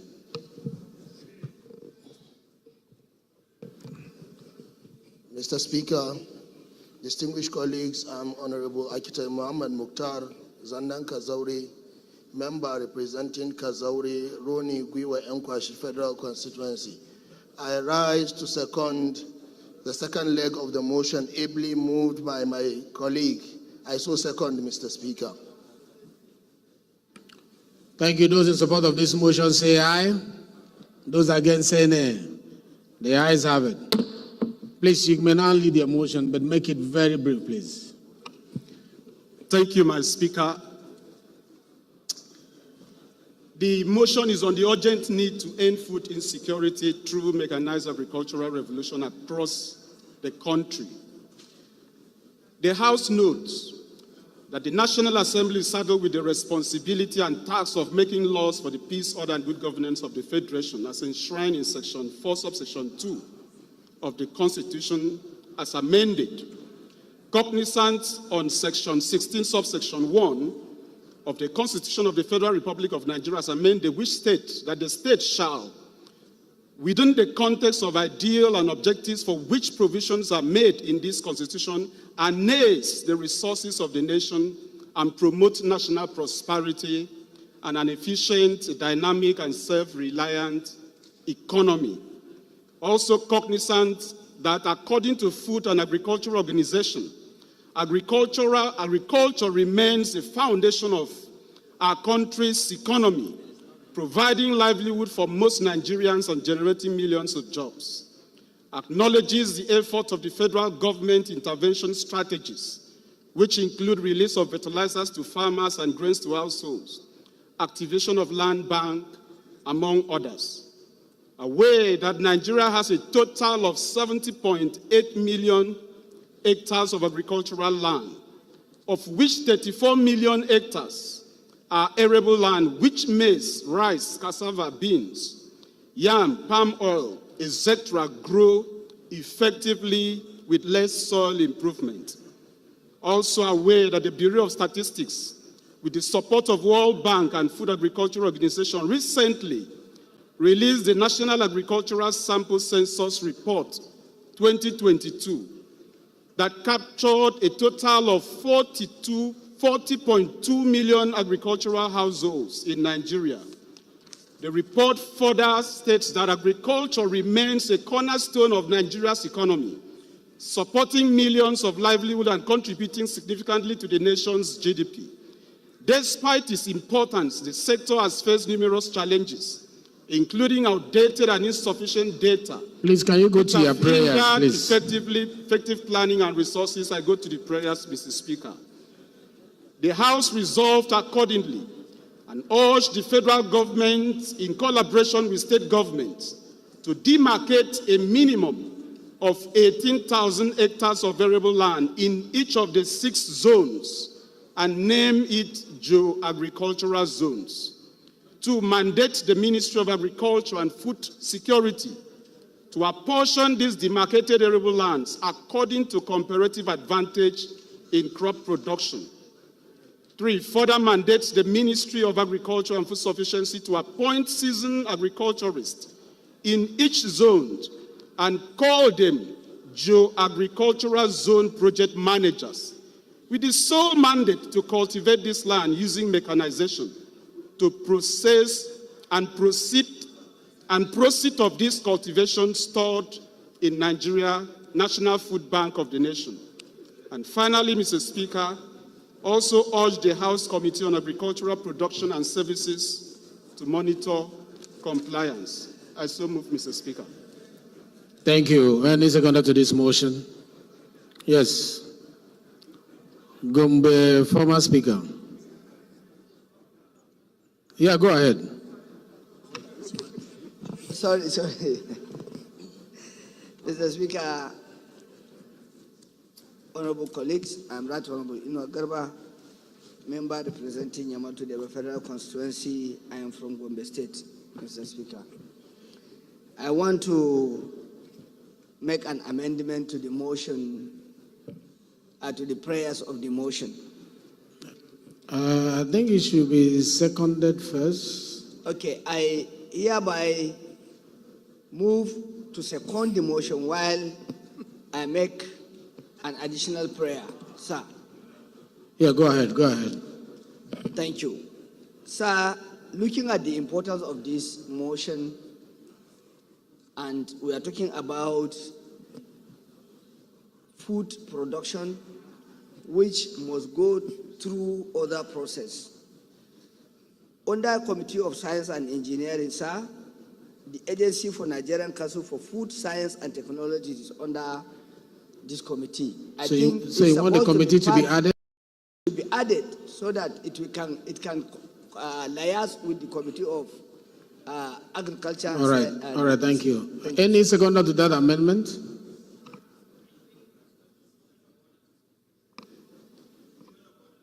On this amendment? Yes, let's hear you. No, I think by procedure and based on the provisions of our standing rules, he ought to have seconded the motion and you move for you put a question before he will be asked to amend the content of the motion. No, we can put the motion at the end after the amendment has taken place. It's okay. It's in order. I gave him the floor. So you are protected. It's forgotten I'm a senior in the State Assembly, sir. But this is not State Assembly. All right, there's an amendment. Any seconder to that amendment? Any seconder to the amendment? Yes, sir. Mr. Speaker, right honorable members of this honorable House, My name is Right Honorable Bashir Zubair Usman, representing Bindungwari Giwa Federal Constituency of Kaduna State. Mr. Speaker, I beg to second this amendment moved by Honorable. Thank you. Those in support of this amendment say aye. Those against say nay. The ayes have it. Another amendment, yes. Thank you, Mr. Speaker. My name is Honorable Prince Bayo Balogun, member representing Ibeju, Lekki Federal Constituency. I'm from Lagos State. My amendment is to the first prayer. So I think it should read to mandate each state governor to create agricultural zone in their state. It's not necessarily supposed to be under the federal government. We are trying to emphasize decentralization. So we should encourage each state. So what is the amendment? It's almost 1 o'clock. You know, we have not entered into the business. Government to create agricultural zone in their states. To encourage states. In each state. But we don't make laws for states. No, to encourage to create in the states. So that's what we are saying now. Because it should be within the purview of the states. No, but we shouldn't take a resolution on behalf of the states. You shouldn't. It's a given that the states have their own House of Assembly and they look into issues around the states. Rather than the zone, that's what I'm saying. He said in the zone, but it should rather be in all the states now. They should create the agricultural zone. Okay, it's the amendment. Let's see if you have a seconder to that. That's the amendment. That it should be in all the states, not in the zone. That's all right. Any seconder to this amendment? Any seconder? There's no seconder.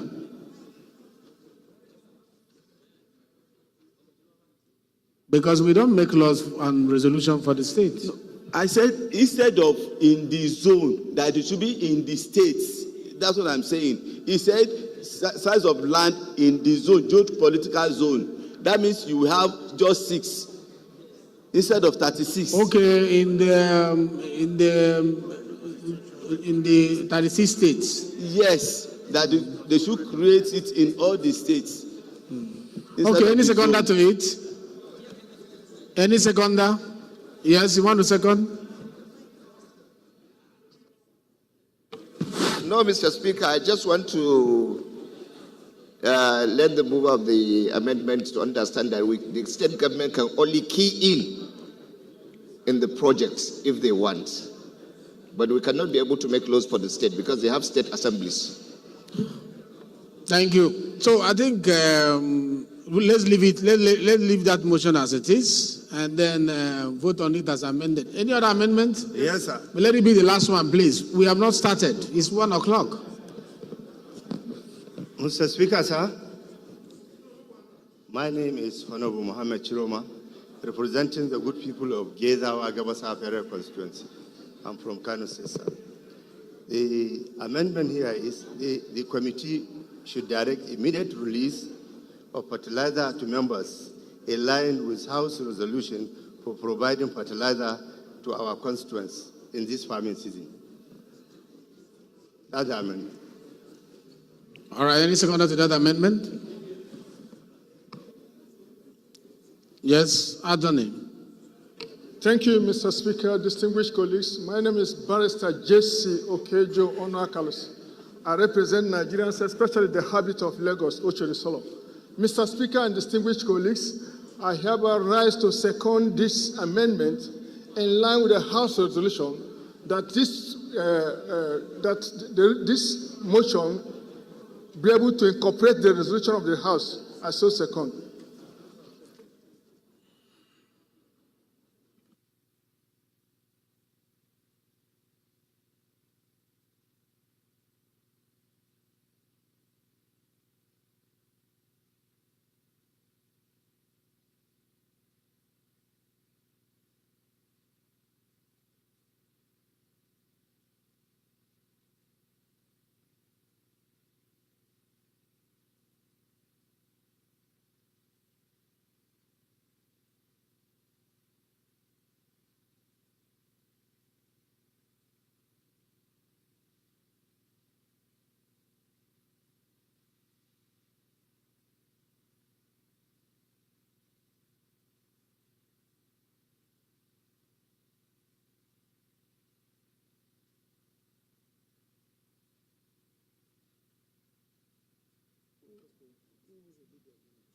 Please, Honorable, come. Approach the chair.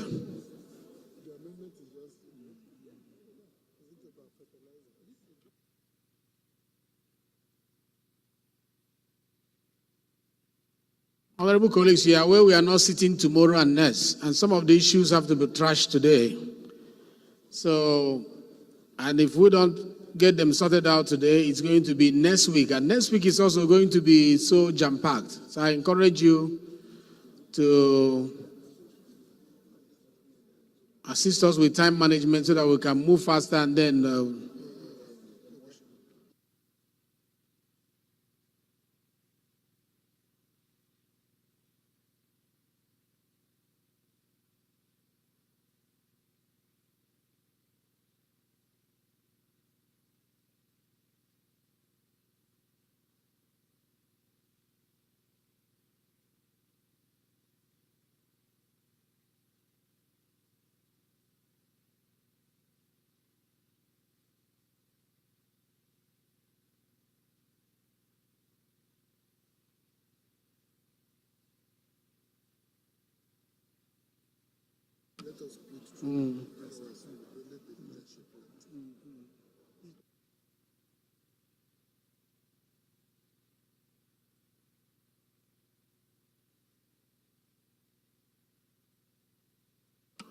Honorable Chiroma, just use any mic close to you, and on the amendment, you just move now. Please, can you, yeah. Honorable Speaker, my name is Honorable Mohamed Chiroma, representing the good people of Geza Gabasa Federal Constituency. I'm from Kano State. Mr. Speaker, I'm hereby stepping down my motion. Thank you very much. Those in support of the motion as amended, say aye. Those against, say nay. The ayes have it.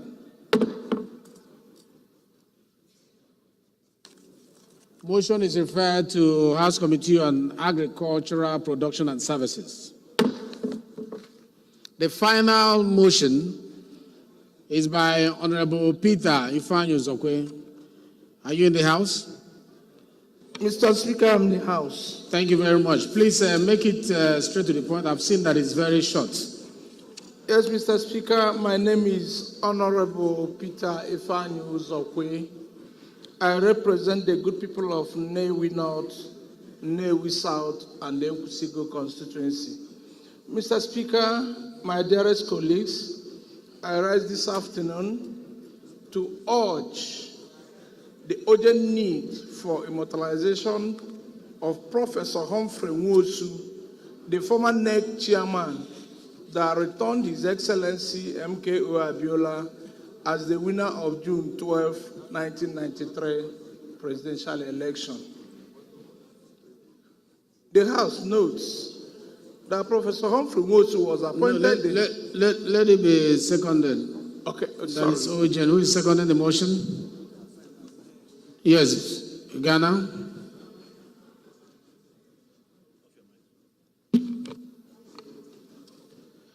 Yes, Mr. Speaker, Joshua Audu Ghana, member representing Lavu Mokwa Edati Federal Constituency from Niger State. I rise to second the motion ably moved by my colleague. I so second. Thank you very much. Those in support of this motion say aye. Those against say nay. The ayes have it. The second leg that is urgent to be heard now. Any seconder to that? Any seconder that is urgent enough to be heard now? Yes. Please second. Yeah, go ahead, Chief. Mr. Speaker, my name remains Honorable Engineer Anaya Onwebu, and I'm still comfortably representing the good people of Aniri, Ogu, Ojiriva Federal Constituency. Mr. Speaker, I rise this afternoon to second the motion ably moved and state that it is urgent enough to be heard, and considering the mood of the nation and in view of the fact that this motion was ordered to be moved today, from the last plenary we had last week. I ask you to second. Mr. Speaker, I so second. Thank you. Thank you, sir. Ambassador, please move your motion now. Those in support of this motion say aye. Those against say nay. The ayes have it. Ambassador, move your motion, please. The House knows that Professor Humphrey Nwosu was appointed the National Electoral Commission, NEC, chairman from 1989 to 1993 by the military president Ibrahim Badamasi Babangida. Honorable Jimmy, approach the chair. Cognizance of various efforts made by the various administrations to immortalize those that fought for the democracy we all are beneficiaries. The House also knows that an edifice, the Abuja National Stadium, was named after the winner of the June 12, 1993 presidential election, Mushood MKO Abiola, His Excellency Muhammadu Buhari GCFR. The House further knows that His Excellency Muhammadu Buhari GCFR demonstrated an honest remorsefulness of the injustice of June 12, 1993 by changing Democracy Day from May 29 to June 12, which was celebrated with all sense of pride in 2024 by His Excellency President Ahmed Bola Tinubu GCFR, who was part of the struggle of June 12, 1993. The House is worried about the continued neglect of Professor Humphrey Nwosu, who put his life on the line to see that justice was not only done, but seemed to be done. Concerned that the national anthem was changed, and we all pray to God to help us build a nation where no man is oppressed, yet Professor Humphrey Nwosu is still not celebrated while he is alive. Aware of many edifices were named after our heroes past, like Louis Edet House for police, Michael Imodu for labor, Nnamdi Azikiwe Airport, Murtala Mohammed Airport, and MKO Abiola Stadium, etc., etc. Disturbed that none, not even a road, is named after this hero of our democracy till date. The House resolves. We urge the federal government to immortalize Professor Humphrey Nwosu when he is still alive. 2, urge the federal government to give Professor Humphrey Nwosu national honor.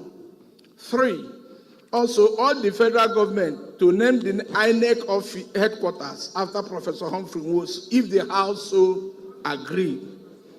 Number 4, urge the federal government to invite Professor Humphrey Nwosu to every Democracy Day celebrations. I urge my honorable colleagues in this respected People's House to support this motion. Thank you, Mr. Speaker, for giving me this honor. Thank you very much, Ambassador. That was straight to the point. And thank you for saving our time.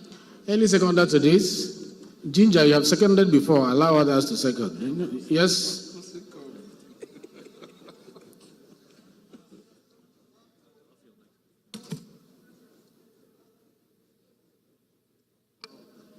Mr. Speaker, my name is Honorable Mukhtar Umar Zakaria. I represent Taroni Federal Constituency. I rise to second the motion heavily moved by my brother. I so second. Thank you. Thank you very much. Those in support of this motion say aye. Those against say nay. The ayes have it. That was a great support from that angle. Yeah, this motion is referred to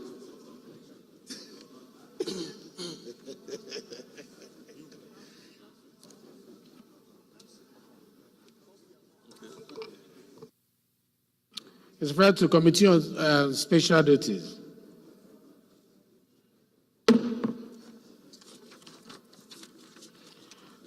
As this is the last motion from the urgent public importance, and we agree that we'll do 1 minute silence at the end of the motion for all the departed. Shall we rise for 1 minute silence, please?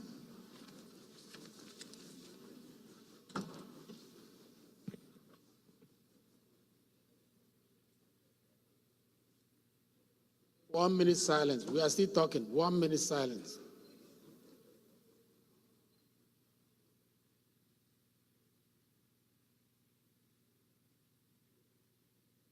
It's not a 1 minute silence if we are still talking behind. It's respect for the dead. 1 minute silence, please. Please, 1 minute silence, please. May the soul of the departed rest in perfect peace.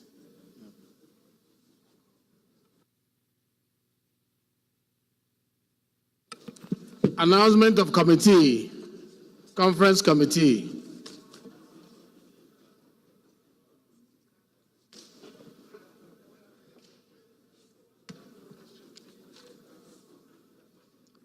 Constitution of conferees on the salaries, allowances, and fringe benefits of judicial officers in Nigeria for related matters. The conference committee members are as follows. Honorable Mahmouda Abdullahi, Chairman, is the Chairman, Committee on Judiciary. Honorable Olumide Osoba, Chairman of Justice, is a member. Honorable Patrick Umar, PhD. Honorable Solomon Bob, Honorable Joe Onakaluse. These are members of the conference committee on this particular bill, SB 419. You'll be interacting with Senator Mongono, who is the chairman of the committee from the Senate.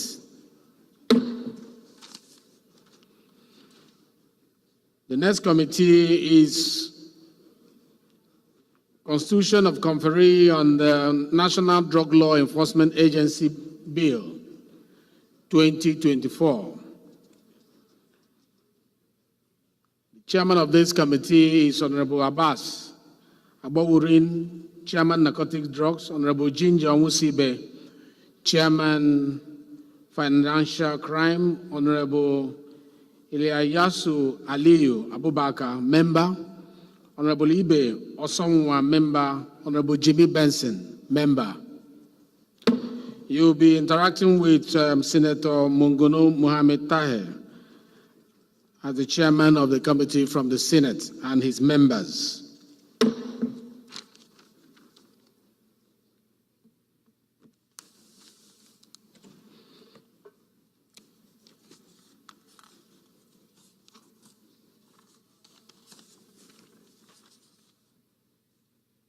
Honorable colleagues, the business of the day, the first business of the day is the presentation of 13 bills. And I invite the clerk to read their short title. Clerk, please.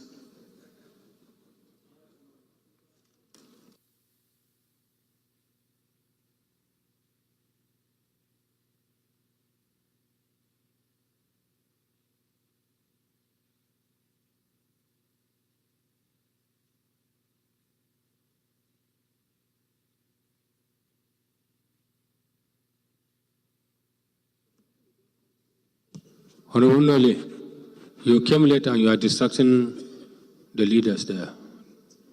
Approach the chief whip for you to go and see the speaker, please. Honorable Nole.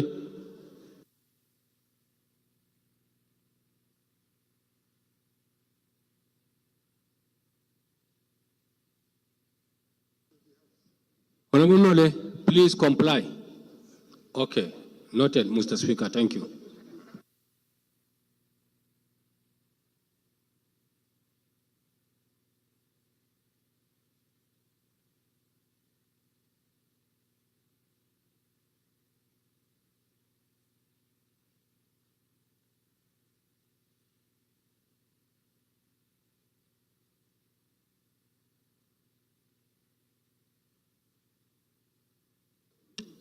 Clerk, we are waiting for you. Use my own microphone so that we can speed up things.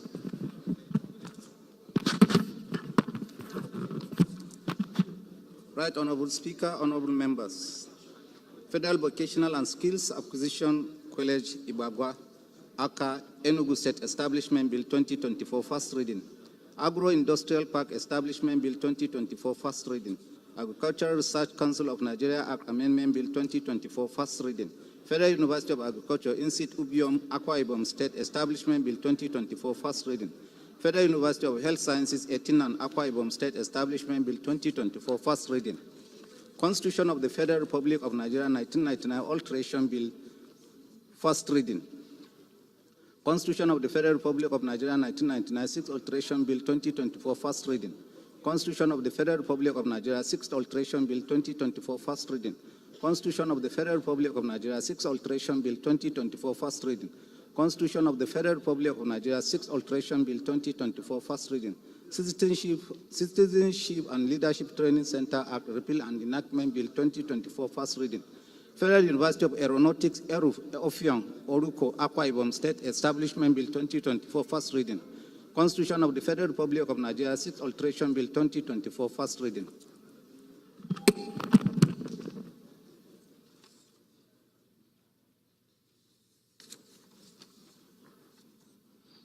Thank you very much. The first order of the day is the commencement of a debate on the general principle of a bill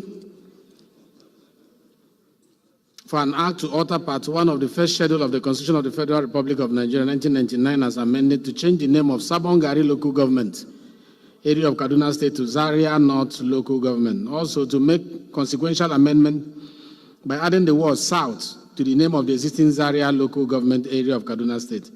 And for related matters, this is standing in the name of the Speaker, Right Honorable Tajuddin Abbas and Honorable Sadiq Ango Abdullahi.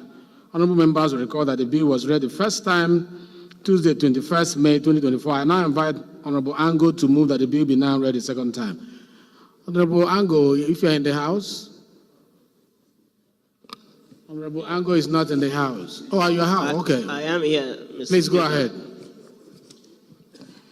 Thank you, Mr. Speaker, my honorable colleagues.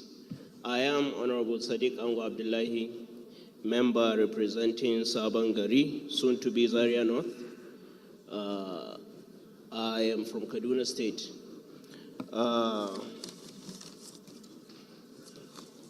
Mr. Speaker, a bill for an act to alter Part 1 of the first schedule to the Constitution of the Federal Republic of Nigeria 1999 as amended to change the name of Sabangari Local Government Area of Kaduna State to Zaria North Local Government Area. Also to make consequential amendments by adding the word South to the existing Zaria Local Government Area of Kaduna State and related matters. HB, standing in the name of Honorable Tajuddin Abbas and myself. I so move. Thank you very much. Any seconder to this bill? Yes, sir. Honorable Wale, okay, you are backing the speaker. Please get seated. Mr. Speaker, so honorable colleagues, I remain Lawan Shatima Ali, representing the good people of Bursari, Gaidam, Yunusari, Federal Constituency, and from Yobe State. Whereas second motion ably moved by my able colleague, I saw second, sir. Thank you very much. Those in support of this motion say aye. Those against say nay. The ayes have it. It's a straightforward bill, so just move straight. You can now lead your debate, but make it very... Thank you, Mr. Speaker. Honorable colleagues, I remain Sadiq Ango Abdullahi, member representing Sabangari Federal Constituency. Like you said, Mr. Speaker, it's a straightforward one. I could give you many reasons why there is a need to make this amendment or this change to these names. I will give you a brief about some of these reasons. Historical accuracy to be one of them, geopolitical unity. Overall, renaming Sabangari to Zaria North can have numerous benefits in terms of historical accuracy, community unity, administrative efficiency, cultural preservation, and tourism promotion. As we all know, Zaria is a very well-known city with historical values, and changing this name would give us a more solidifying recognition outside. Many of us here, members, are very familiar with the town Zaria, and it is very essential that this change be made so that we preserve this identity that we have. In that note, I move that I urge this House to consider this bill for the second reading. I so move, Mr. Speaker. Thank you very much. The question is that the bill be now read the second time. Those in support of this motion say aye. Those in support of this motion say aye. Those against say nay. The ayes have it. This bill is referred to Committee on Constitution Review.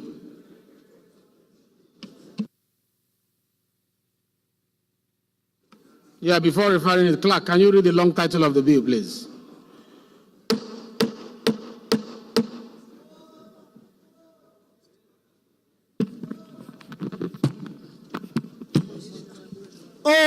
Order in the House. Order, please.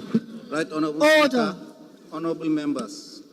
A bill for an act to alter Part 1 of the first schedule to the Constitution of the Federal Republic of Nigeria 1999 as amended to change the name of Sabongari local government area of Kaduna State, Zaria, not local government area. Also to make consequential amendment by adding the word South to the name of the existing Zaria local government area of Kaduna State and for related matters. Second reading. Thank you, Clerk. Bill is now referred to Committee on Constitution Review. The second order of the day is the commencement of a debate on the general principle of a bill for an act to regulate the planning, preparation, passage, and execution of the budget of the Government of the Federation and for related matters. Standing in the name of the Speaker, Right Honorable Tajuddin Abbas and Honorable Mohammed Omar. Members will recall that the bill was read the first time on Thursday, 6 June 2024. I now invite Honorable Bill to move that the bill be now read the second time. Honorable Bill. Thank you, Mr. Speaker. My dear honorable colleagues, Mohammed Omar Bio is my name. Please, the House must be heard in silence, please. I speak for the people of Baruten and Kayama Federal Constituency, Mr. Speaker. I come from Kwara State. Mr. Speaker, my dear honorable colleagues, I move that a bill for an act to regulate the planning, preparation, passage, and execution of the budget of the federal government of Nigeria, and for related matters, otherwise known as National Budget Bill 2024, be read the second time. I so move, Mr. Speaker. Thank you very much. Any seconder to that motion? Yes. Thank you, Mr. Speaker. My name is Clement Jimbo, member representing Abak Etmekbika Federal Constituency from Akwa Ibom State. I hereby second the motion as ably moved by my colleague. Thank you. Those in support of this motion say aye. Those against say nay. The ayes have it. You may now lead your debate straight to the point, please. Just straight to the point. Honorable Boma, Deputy Chairman Army. Honorable Boma, Deputy Chairman Army, please get seated. Thank you. Thank you, Mr. Speaker. Once again, like I said, Mohammed Omar, I speak for giving me the opportunity to rise and lead the debate. However, Mr. Speaker, I want you to give me an ample time. This bill is very important. Mr. Speaker, we don't have the ample time because of the unique situation of today. You know, a lot of things have piled up before today. So we want to give everybody that opportunity to have their voice heard. Okay, please no problem, summarize and go to the prayers. Most importantly, we all know what the concept of budget is as it concerns the Parliament and as people of Nigeria. As a policy document that highlights the estimate of expected revenue and expenditure for a period of 12 months.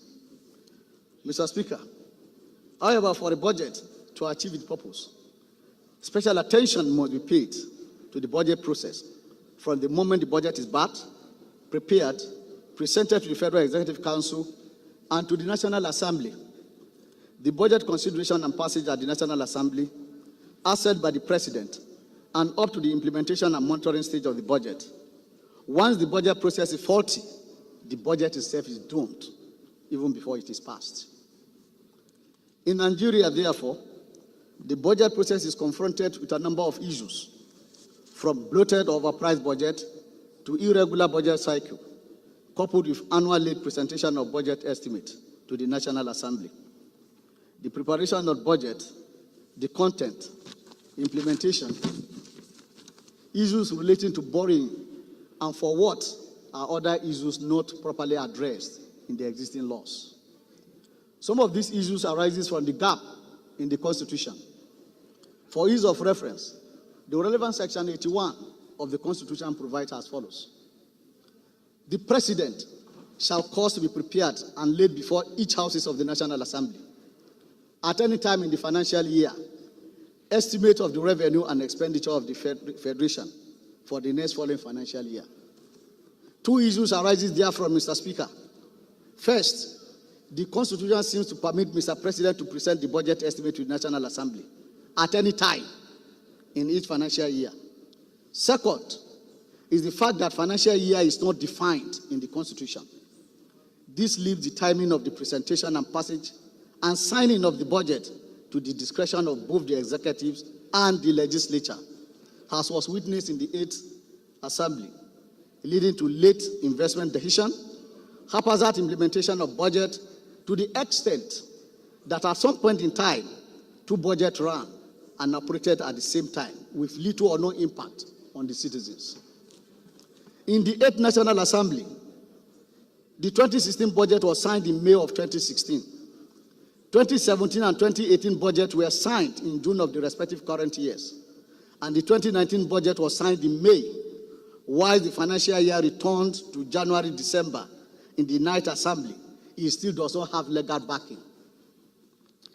Therefore, before you, my dear honorable colleagues, is the National Budget Bill, which seeks to provide for a timeline for the different stages of the budget process, namely planning, preparation, passage, execution, and auditing.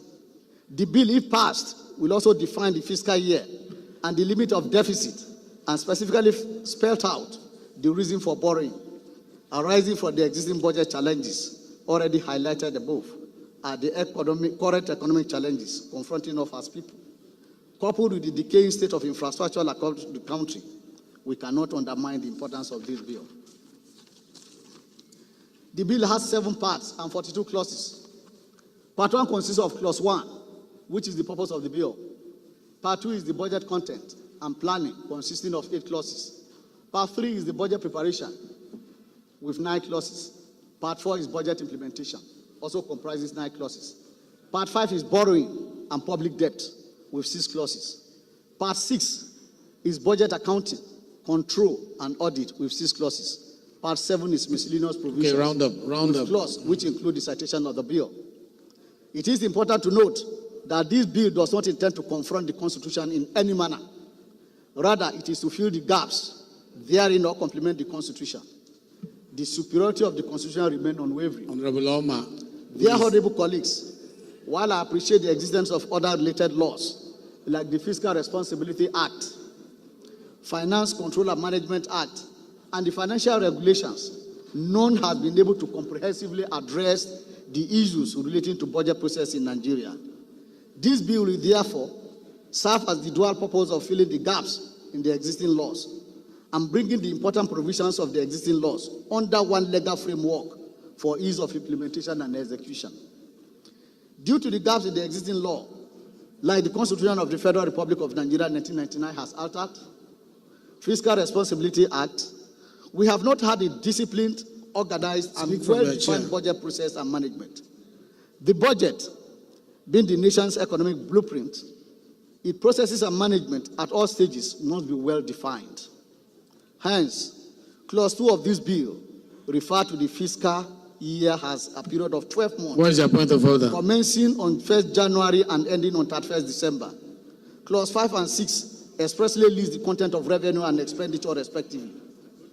Clauses 8 prescribe the manner budget surplus is to be used and deficit financed. The basis of budget preparation is prescribed. There is a point of order, Honorable Oma, please. What is your point of order, Leader? Thank you, Mr. Speaker. I'm standing on Order 9 sub Rule 1 that a member should not be reading verbatim from in leading the debate of his bill. And because of the time we want to save, let him abridge his presentation. Thank you, Mr. Speaker. Let's bear with him because the name of the speaker is attached to this bill. Let us waive our rules to allow him to summarize. But because of our time, we say you should summarize. I don't know why you took us on this long voyage. It's straightforward. Please. Thank you, Mr. Speaker. 1 minute to summarize. I think I have exhausted the bill itself in question. I want to conclude by saying, my dear honorable colleagues, by way of refreshing our memories, the Constitution Amendment Bill seeking to prescribe time for the presentation of budget estimates to the National Assembly was vetoed by the President in the 8th Assembly, even though the country has been able to maintain the January to December budget cycle. Still, we lack the enabling law as far as budgeting in Nigeria is concerned. Mr. Speaker, my dear honorable colleagues, I so move. Honorable colleagues, the question is that the bill be now read the second time. Those in support of this bill say aye. Those against say nay. The ayes have it.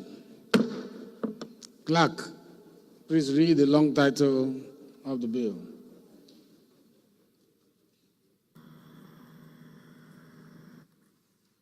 Use my microphone to be fast if that one is giving you.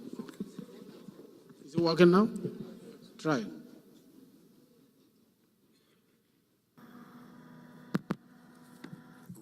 Right, Honorable Speaker, honorable members, a bill for an act to regulate the planning, preparation, passage and execution of the budget of the Government of the Federation and for related matters, second reading.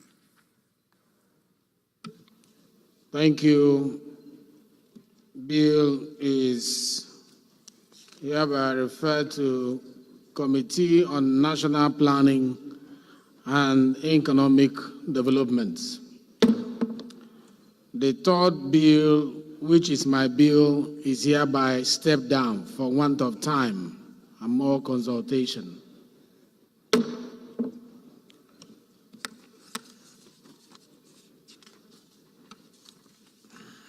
The fourth order of the day is the commencement of debate on the general principle of a bill for an act to establish Federal College of Land Resources Technology, Raba, Sokoto State, to, among other things, provide for teaching, research, instruction, and training of students to produce middle and high-level professionals in land resources technology and for related matters. Standing in the name of Honorable Ibrahim Mustafa.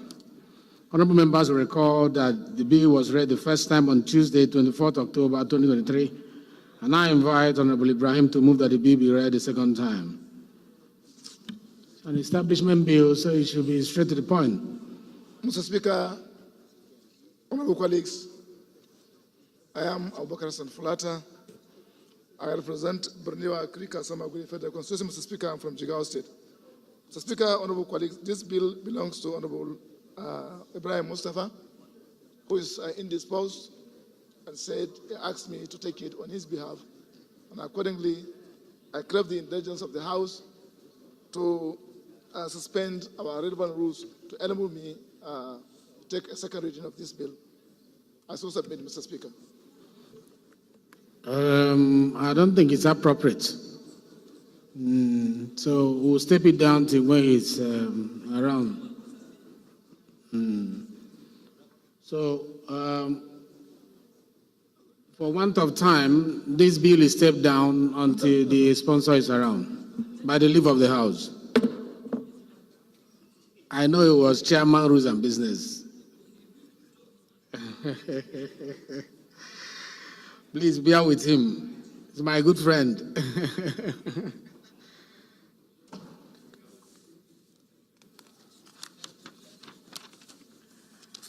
Honorable colleagues, the fifth order of the day is the commencement of a debate on the general principle of a bill for an act to establish Nigerian Solid Minerals Community Development Commission and for related matters. Standing in the name of Honorable Anamero Sunday Dekeri and three others. Honorable members will recall that the bill was read the first time on Wednesday, 8 May 2024, I now invite Honorable Dekeri to move that the bill be now read the second time. Honorable Dekeri, please. Honorable Dekeri, are you in the house? Yes.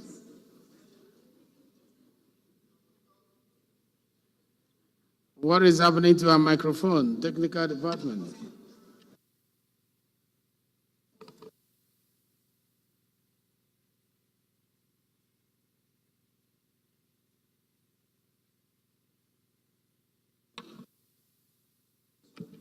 Please check if your own is on so you can take it off.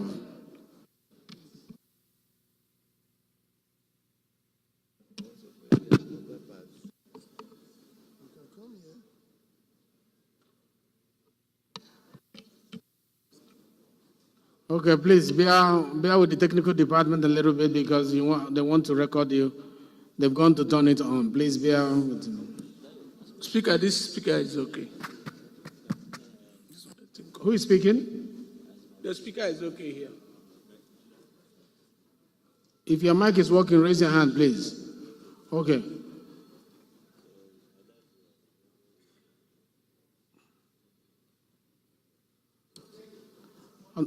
Honorable colleague, to buy time, you can just quickly move to that microphone, please. Thank you. Sorry for the inconveniences.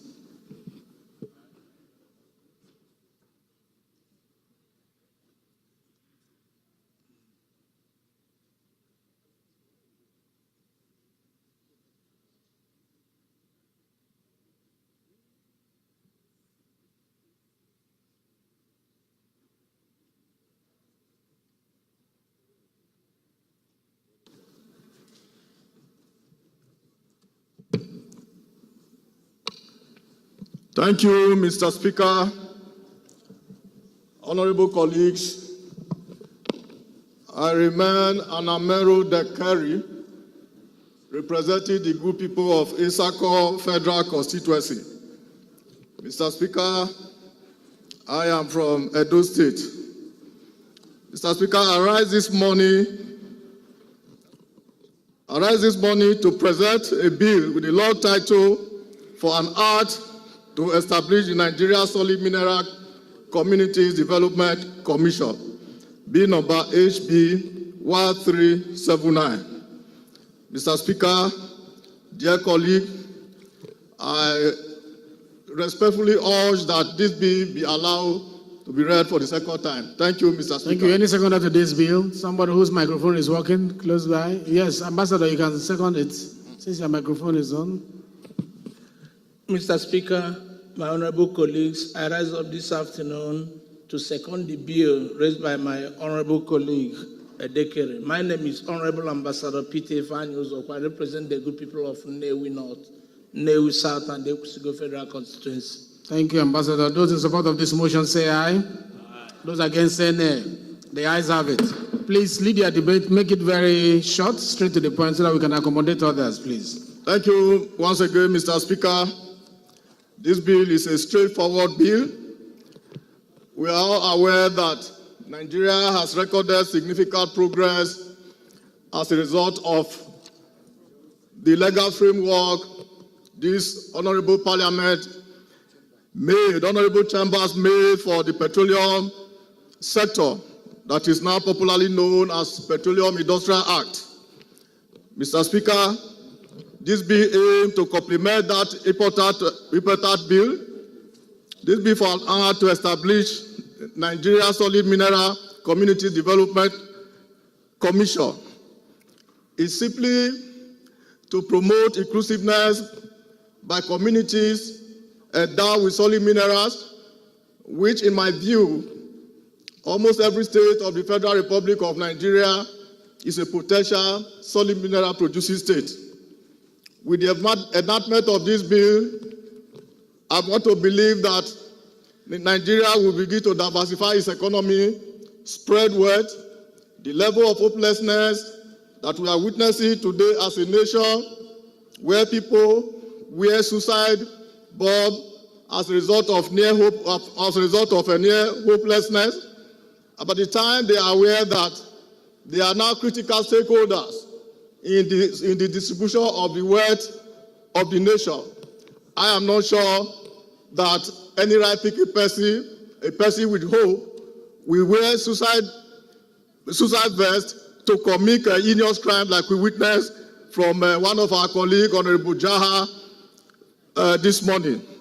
My dear colleagues, the cry of illegal mining is resonating across every nook and crannies of our nation.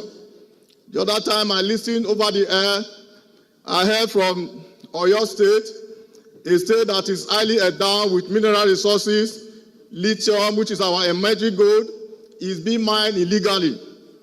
That is the same thing we witnessed in Niger State, in Zamfara State, just to say a few. I believe with the support of this field, the echo of our glorious past will resonate. Solid minerals were the bedrock of our economic strength years before independence. We were great producers of coal,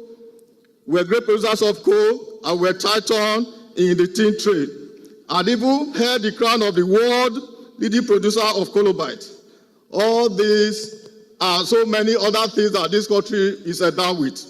Mr. Speaker, I want to appeal to us. Every month, our states are running to the center, running here to Abuja in search of their monthly allocation. We have every opportunity to look inward and grow our internally generated revenue, whereby every state will be self-sufficient. We look less at the center. I therefore urge my distinguished colleagues to support the establishment of Nigeria Mineral Community Development Bill, which will diversify, boost income to virtually every state of the Federation, promote inclusiveness, increase our gross domestic productivity, and attract foreign direct investment to the benefit of Nigeria. In view of the foregoing, I urge our colleagues to support this all-important bill as we stand at the threshold of history. I so move, Mr. Speaker. Thank you. Thank you very much. The chairman, Solid Mineral, is not in the house today to look at this bill proposition. But the former deputy speaker, I want to say something. Please, briefly, so that we can push for our time. Thank you, sir. Mr. Speaker, respected colleagues, my name is Ahmed Idris. I represent Wasai Federal Constituency Plateau State. Mr. Speaker, respected colleagues, I want to appreciate my brother who brought this motion. I think it's apt, it's timely, and it should be supported by all parliamentarians. Reasons are like this, sir. We have allowed that sector in the, let me say, to a large extent, people who don't love the country, who are doing much in the illegal side than the legal side. Mr. Speaker, respected colleagues, I come from a mineral producing area. In my area, exploring and exploitation of mineral resources started way back before colonial masters. It was started by the Germans, and then the British colonial masters came in and did their own. And as of today, a lot of the illegal mining is taking place. And it has a lot of anecdotes, like I did mention, with insecurity in this country. Because if you allow money in the hands of people who are criminal, all they would do is to try to protect their own investment. And that investment is against our own collective will and desire for the nation. We have the best in the world, and I want to say, the best late in Zurich in company. It's coming directly from my local environment. I happen to know this when I was part of the entrance, Mr. President, then former Buhari in the United Nations, when I had them from the European side giving us what we have in our country. And this thing can be used to produce all the electrical items that we require for solar panels. And you allow somebody, one person, sir, I will report this out and I report it like before, took away within a span of time products over 100 billion. And I do not think at that time, government of Nigeria benefited anything from him. And it is so in almost all the communities. Is it the golden side, mine side? It is the minerals in Nasrawa that we have. There is no part of this nation that don't have one solid mineral or the other that can benefit the nation. I want to support this motion, and I plead with my colleagues to support this motion. That is very for the bill. Second reading of the bill is very important, and I believe it will cure a lot number of issues. Today, the deplorable nature of the environment left in my own community, sir. You would go there, you would find as far as more than 100 deep feet of pond created and no reclamation, no plan, and people are just exploding and taking away the common resources that should benefit all of us. May God help this country. I want to appreciate you, my brother, for coming up with this bill, and I think it's timely for us to support you. Thank you very much, Mr. Speaker, respected colleagues. Thank you very much. Those in support, the question is that the bill be now read the second time. Those in support of the bill say aye. Those against say nay. The ayes have it. The point must be made that the solid mineral space is a space we must guide jealously. And there have been criticisms on how the environmental and social impact analysis tilt against our people, especially the local communities, over the years. It is important that we begin to take steps that will protect our communities. And nobody will protect our communities more than us. An era whereby a foreign investor is giving more space and more permission against local investors who will live here, who will invest here and live here. You know, should be done away with. And commissions like this should be set up to take care of the locals and their interests. And since the House has voted, I hereby call the clerk to read the long title of this bill. Right Honorable Speaker, honorable members. A bill for an act to establish the Nigerian Solid Minerals Communities Development Commission and for related matters. Second reading. This bill is referred to Committee on Solid Minerals Development. The sixth order of the day is a motion on need to address the deplorable state of Nigerian road, standing in the name of Honorable Emmanuel Okpong-Odo. Honorable Odo is invited to move the motion. It's an infrastructure motion, so all we are going to be doing now is title and prayers. Thank you, Mr. Speaker. Honorable Emmanuel Okpong is not on the floor at the moment. I move that it be stepped down. Okay, motion stepped down by the leave of the House. The seventh order of the day is a motion on need to investigate exploitative and predatory pricing practices against Nigerian businesses by their foreign counterparts operating in Nigeria. This is standing in the name of Honorable Babajimi Benson. Honorable Benson is invited to move the motion. Please make it as fast as possible. Honorable Jimmy Benson, please. Thank you very much. Right Honorable Speaker, the Enyi of Abia. Honorable colleagues, I remain Honorable Babajimi Benson, representing the good people of Ikorodu Federal Constituency. The House notes that Nigerian businesses operating in the international sphere that compete with similar business ventures operating in Nigeria. The House also notes that international business ethics and standards, like the United Nations Global Compact, these guidelines for multinational enterprises for social responsibility, amongst others, require businesses to operate in a fair, healthy, and efficient manner, while ensuring competitive trade practices in operation of their businesses at home and abroad. The House further notes that to ensure that this practice, the Federal Competition and Consumer Protection Act was enacted to cure restrictive and unfair businesses practices capable of leading to distorted competition or flagrant abuse of dominant position of market power in Nigeria.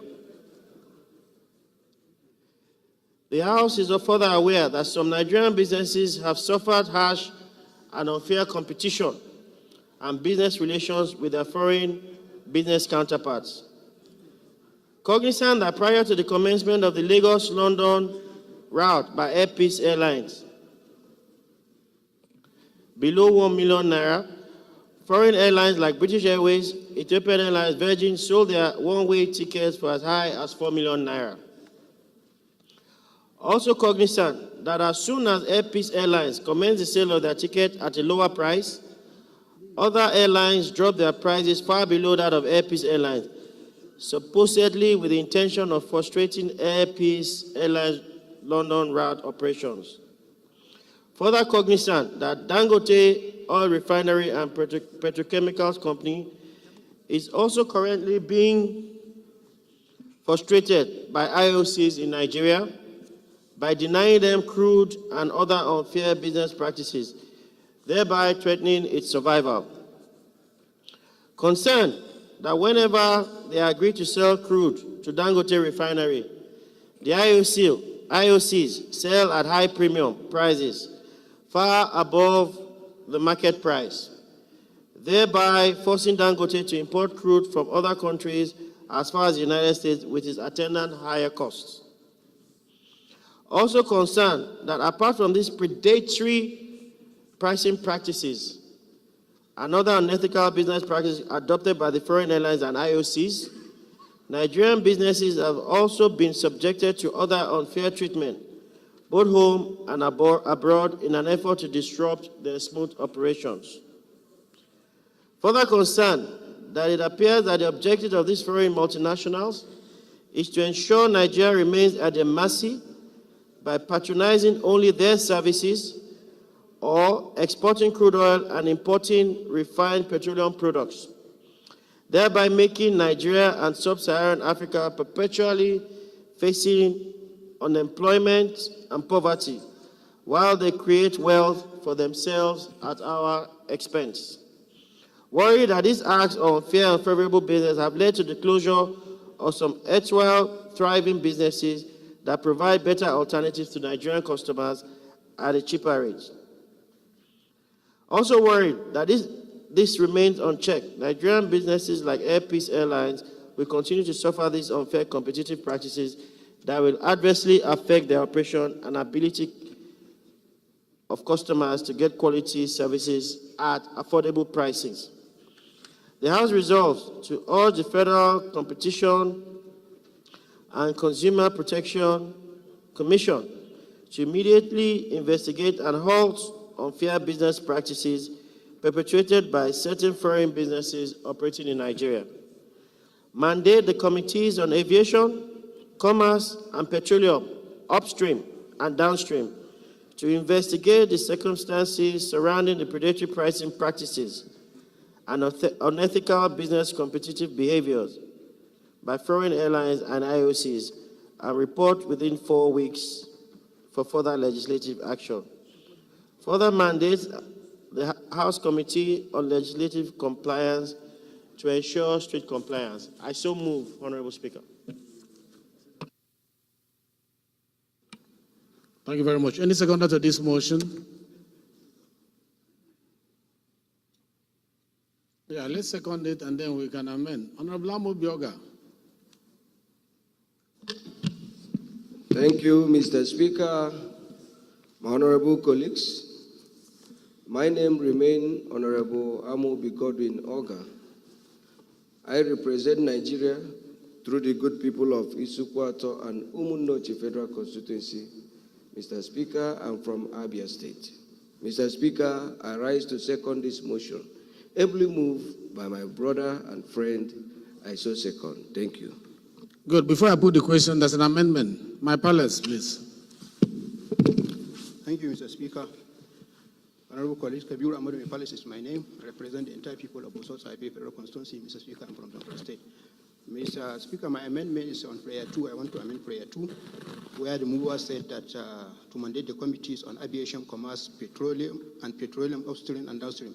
I also want to add a committee of foreign affairs to be part of the committee on foreign affairs. Foreign affairs. To be part of the committees that will investigate this on ethical practices. Thank you. I so move.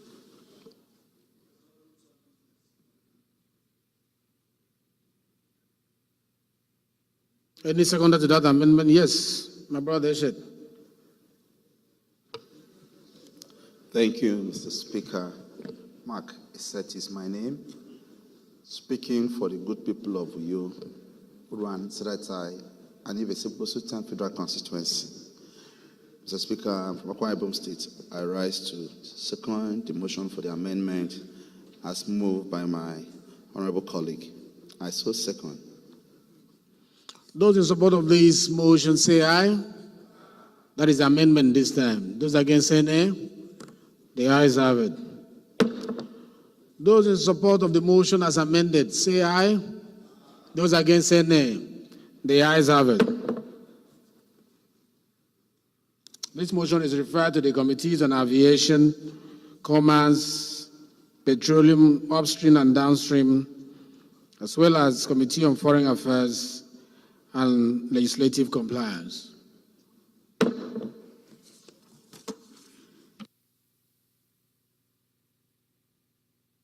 Most distinguished colleagues, the eighth order of the day is a motion on the stagnation of promotion in the Federal Civil Service, standing in the name of Honorable Salman Idris. Honorable Idris is invited to move the motion. Make it as quick as possible too, please. Thank you, Honorable Speaker. I am Salman Idris. I speak for the people of Kababuni Jumu Federal Constituency from Kogi State.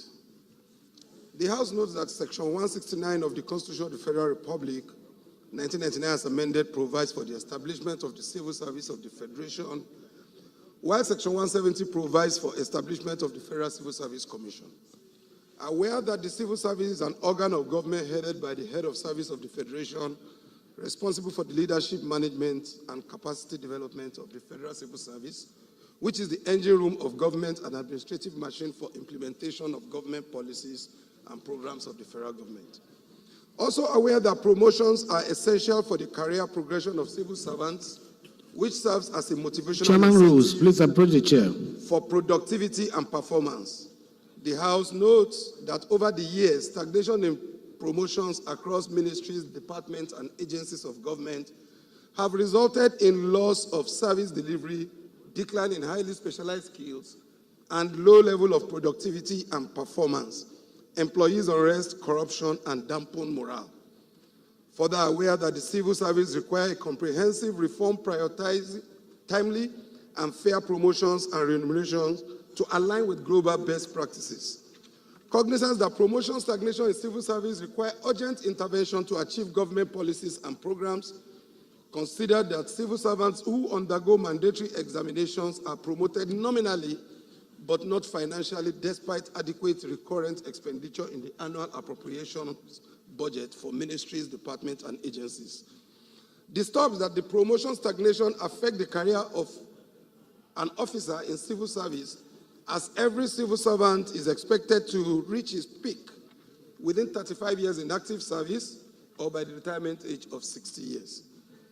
The House resolves to mandate the committees on public service matters and public sectors and institutional reforms to investigate promotion stagnation in the Federal Civil Service from 2013 to 2023 with the intention of encouraging a more effective and efficient civil service and report within 4 weeks for further legislative action.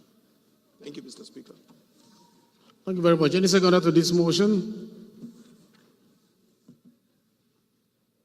Yes, sir.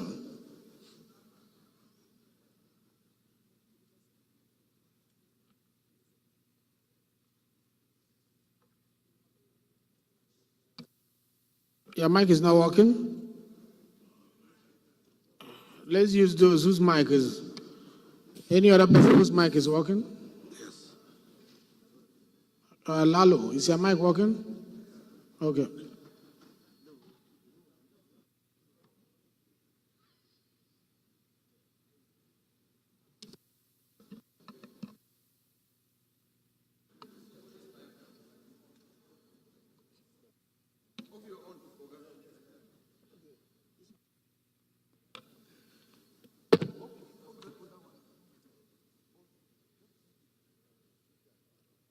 Honorable, go ahead. Lalo, sit down, please. Okay.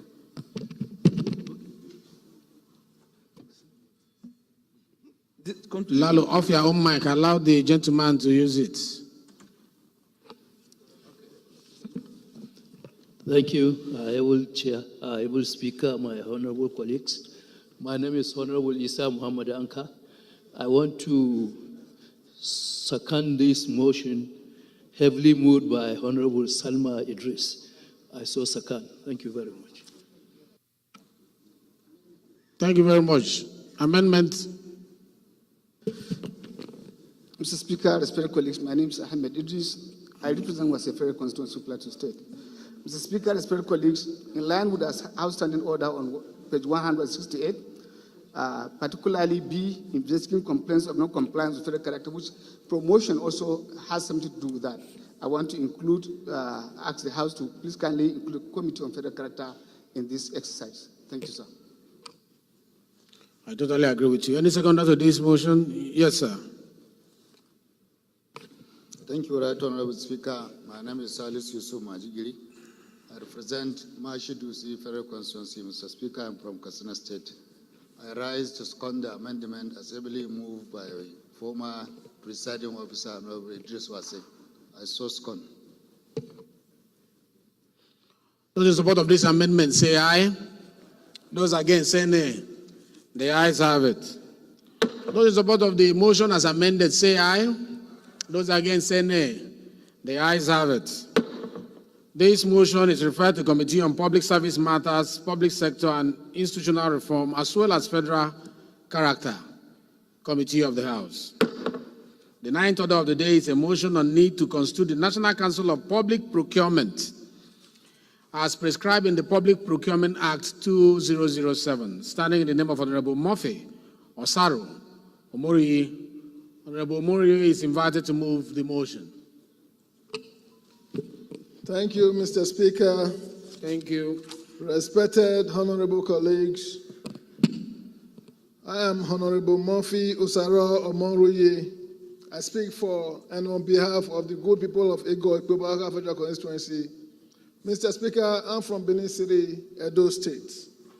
Mr. Speaker, I rise this morning to move a motion on the need to constitute the National Council on Public Procurement, as prescribed in the Public Procurement Act 2007. Mr. Speaker, the House knows that the Public Procurement Act was enacted to regulate government agencies and ensure transparency, accountability, and efficiency in procurement processes. The House also notes that Section 1 of the Procurement Act 2007 mandates the establishment of the National Council on Public Procurement. Further note that the National Council on Public Procurement is essential for oversight, regulation, and standardization of procurement practices across government agencies. Aware that the composition of the National Council on Public Procurement include representatives from various interest groups in the country to contain, as contained in Section 1(2)(a) to G of the Act, to ensure inclusive stakeholders' participation in national development.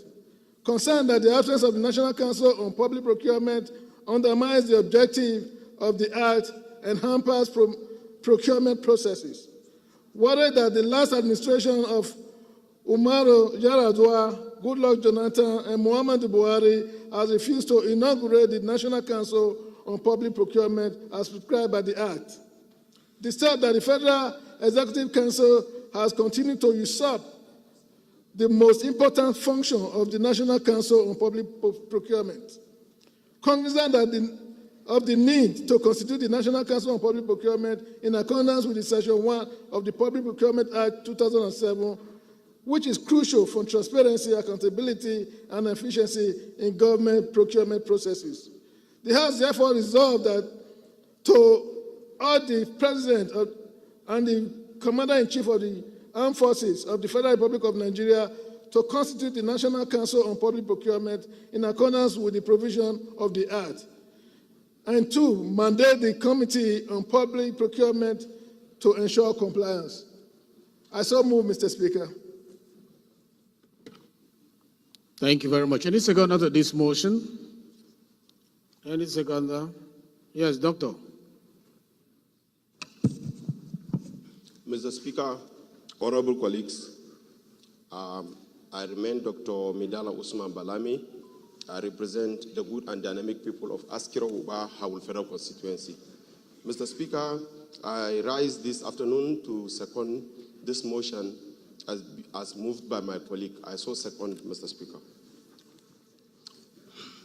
Thank you very much. Those in support of this motion say aye. Those against say nay. The ayes have it. This motion is referred to a committee on public procurement. The 10th order of the day is a motion on circulation of fake consumables in Nigeria, standing in the name of Honorable Ahmed Sani Mohammed. Honorable Mohammed is invited to move the motion.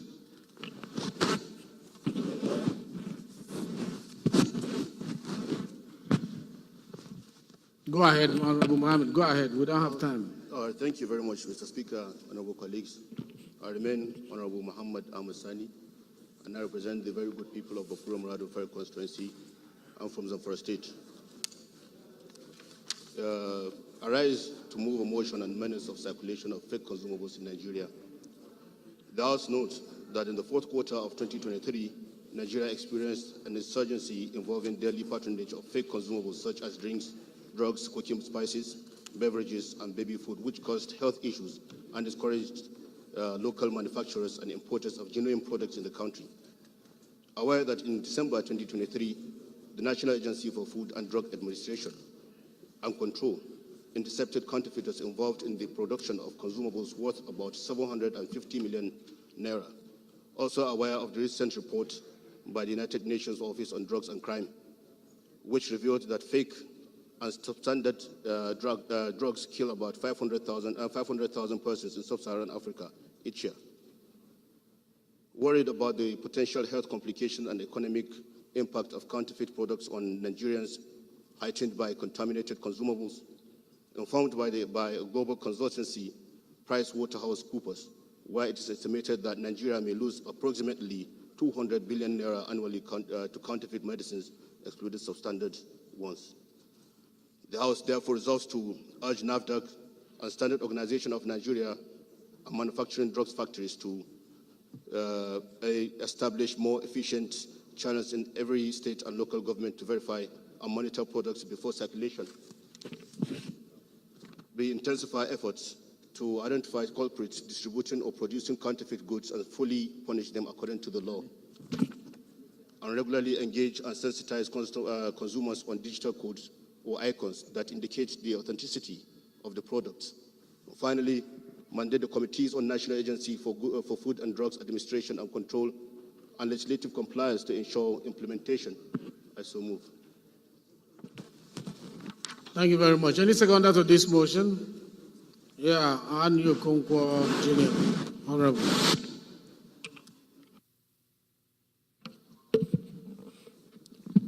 Thank you, Mr. Speaker, my dear colleagues.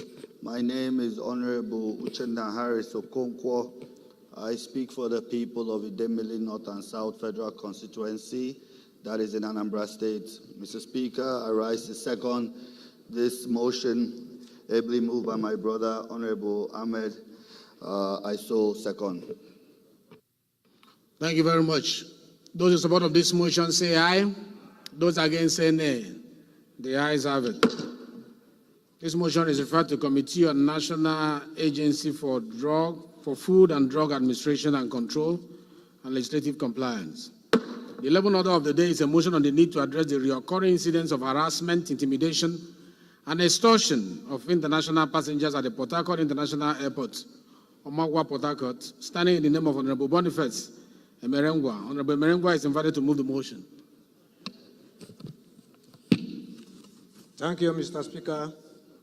Honorable colleagues, my name remains Right Honorable Boniface Emerengwa. I represent the people of Ikwere, Federal Constituency. Mr. Speaker, I'm from Rivers State. The House knows that international airports throughout the globe are gateway into the country. The safety of travelers as well as cargo is the main responsibility of officers attached to airports. And across the country, airports have consistently displayed high security performance by the security officers on duty. Also knows that some security personnel on duty at Nigerian international airports constitute major setbacks to the country, especially in the case of international wing of the International Airport, Port Harcourt. Honorable Chikoka, have approached the chair. Where passengers are arriving as exposed to severe harassment, intimidation, and extortion of money by the security personnel at the airport. The House observed that international travelers in particular are frequently forced to provide receipts for any personal belongings in their luggage and are targets of extortion charges and excessive searches. The House concerned that credible reports revealed that airport security personnel delay passengers, causing unreceived payments and charges, especially for foreigners. Personal items are charged without receipts. Bags are forcibly opened and searched, and valuables are stolen in broad daylight. Furthermore, the vile crime is committed in all countries' international airports, including Lagos. Also concerned that if these actions of the security agents are not checked, they will impact on the struggling economy very negatively, and the country's economic credibility will dim in the global market, thus discouraging foreigners and investors from coming into the country to do legitimate business. The House further concerned about the possibility of sharp decline in the revenue generated by the foreign visits for business, tourism, and other purposes, given that Nigeria is currently facing severe economic difficulties, and that foreign investments are essential to bolstering and furthering economic and creating jobs for young people without employment.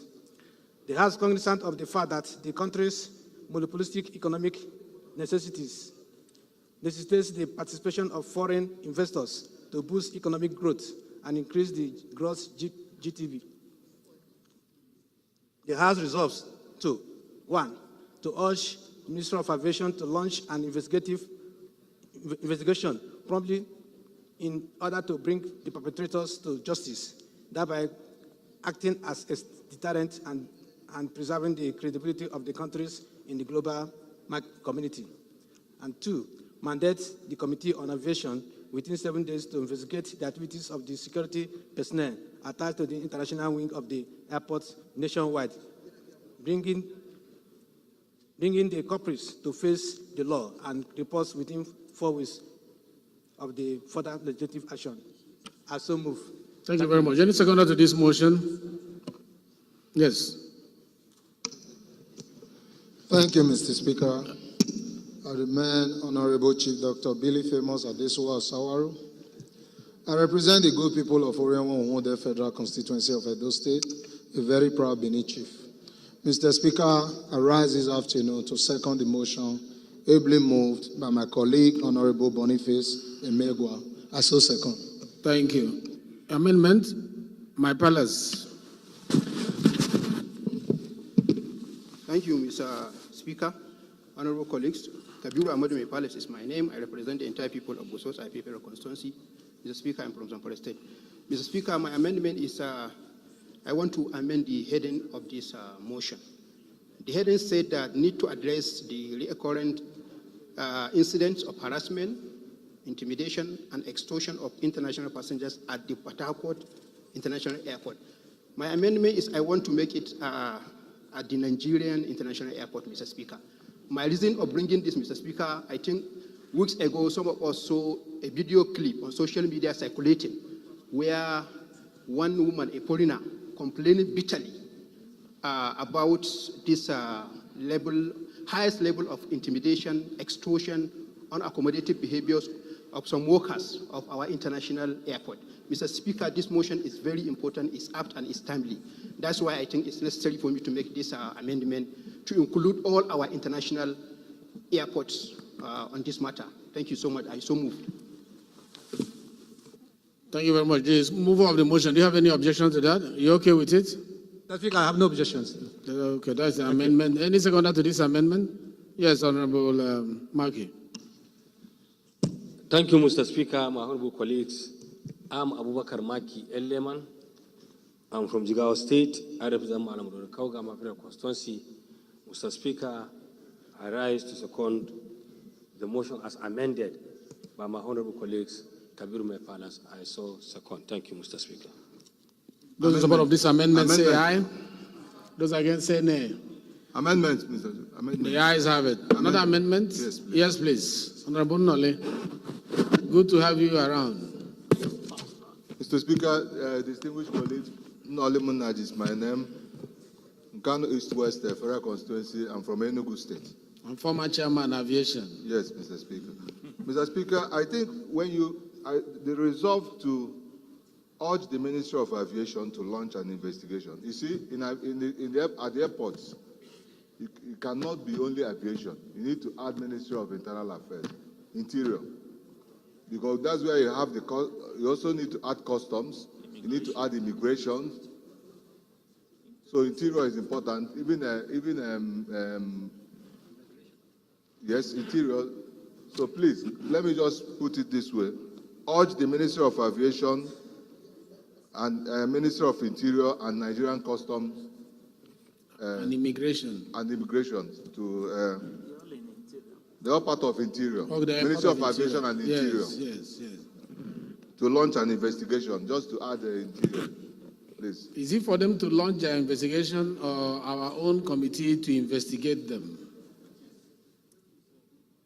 Well, I'm just looking at the amendment. Because if they ask them to launch an investigation, when they finish with their investigation, they are not reporting back to you. Yes. Okay, well, urge the Committee on Aviation and the Committee on Interior. Okay, so you want to add Committee on Interior. Aviation and Interior. Because actually, well, aviation should lead. Aviation should lead, definitely. Okay. Yes. Thank you very much. Any seconder to this amendment motion? No, we want those who have not spoken before. Seconder to this amendment motion? Any seconder to this amendment motion? All the way back. Yes, with the hat. Thank you, Mr. Speaker, for giving me this chance. My name is Honorable Manu Chimu Mezurike. I represent the good people of Port Harcourt Constituency 1, River State. I so second the amendment made by the able former committee chairman on aviation. I so second. Those in support of this amendment say aye. Those against say nay. The ayes have it. Those in support of the motion as amended say aye. Those against say nay. The ayes have it. This motion is referred to Committee on Aviation as the lead committee, alongside Committee of the House on Interior and Committee of the House on Custom. The 12th order of the day is a motion on the need to clamp down on private universities and organizations involved in currency substitution and dollarization of the economy, standing in the name of Honorable Mudashiru Lukman Alani. Honorable Alani is invited to move the motion. Is he in the House? Mr. Speaker, is not on the floor, so I move that it be stepped down. Okay. This motion is stepped down by the leave of the House.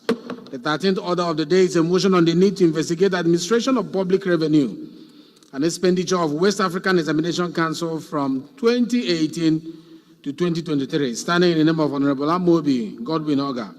Honorable Oga is invited to move the motion. Thank you, Mr. Speaker. Honorable Oga, you are looking very good today. Thank you, Mr. Speaker. This suit looks good on you. We are learning from you, sir. Thank you, Mr. Speaker.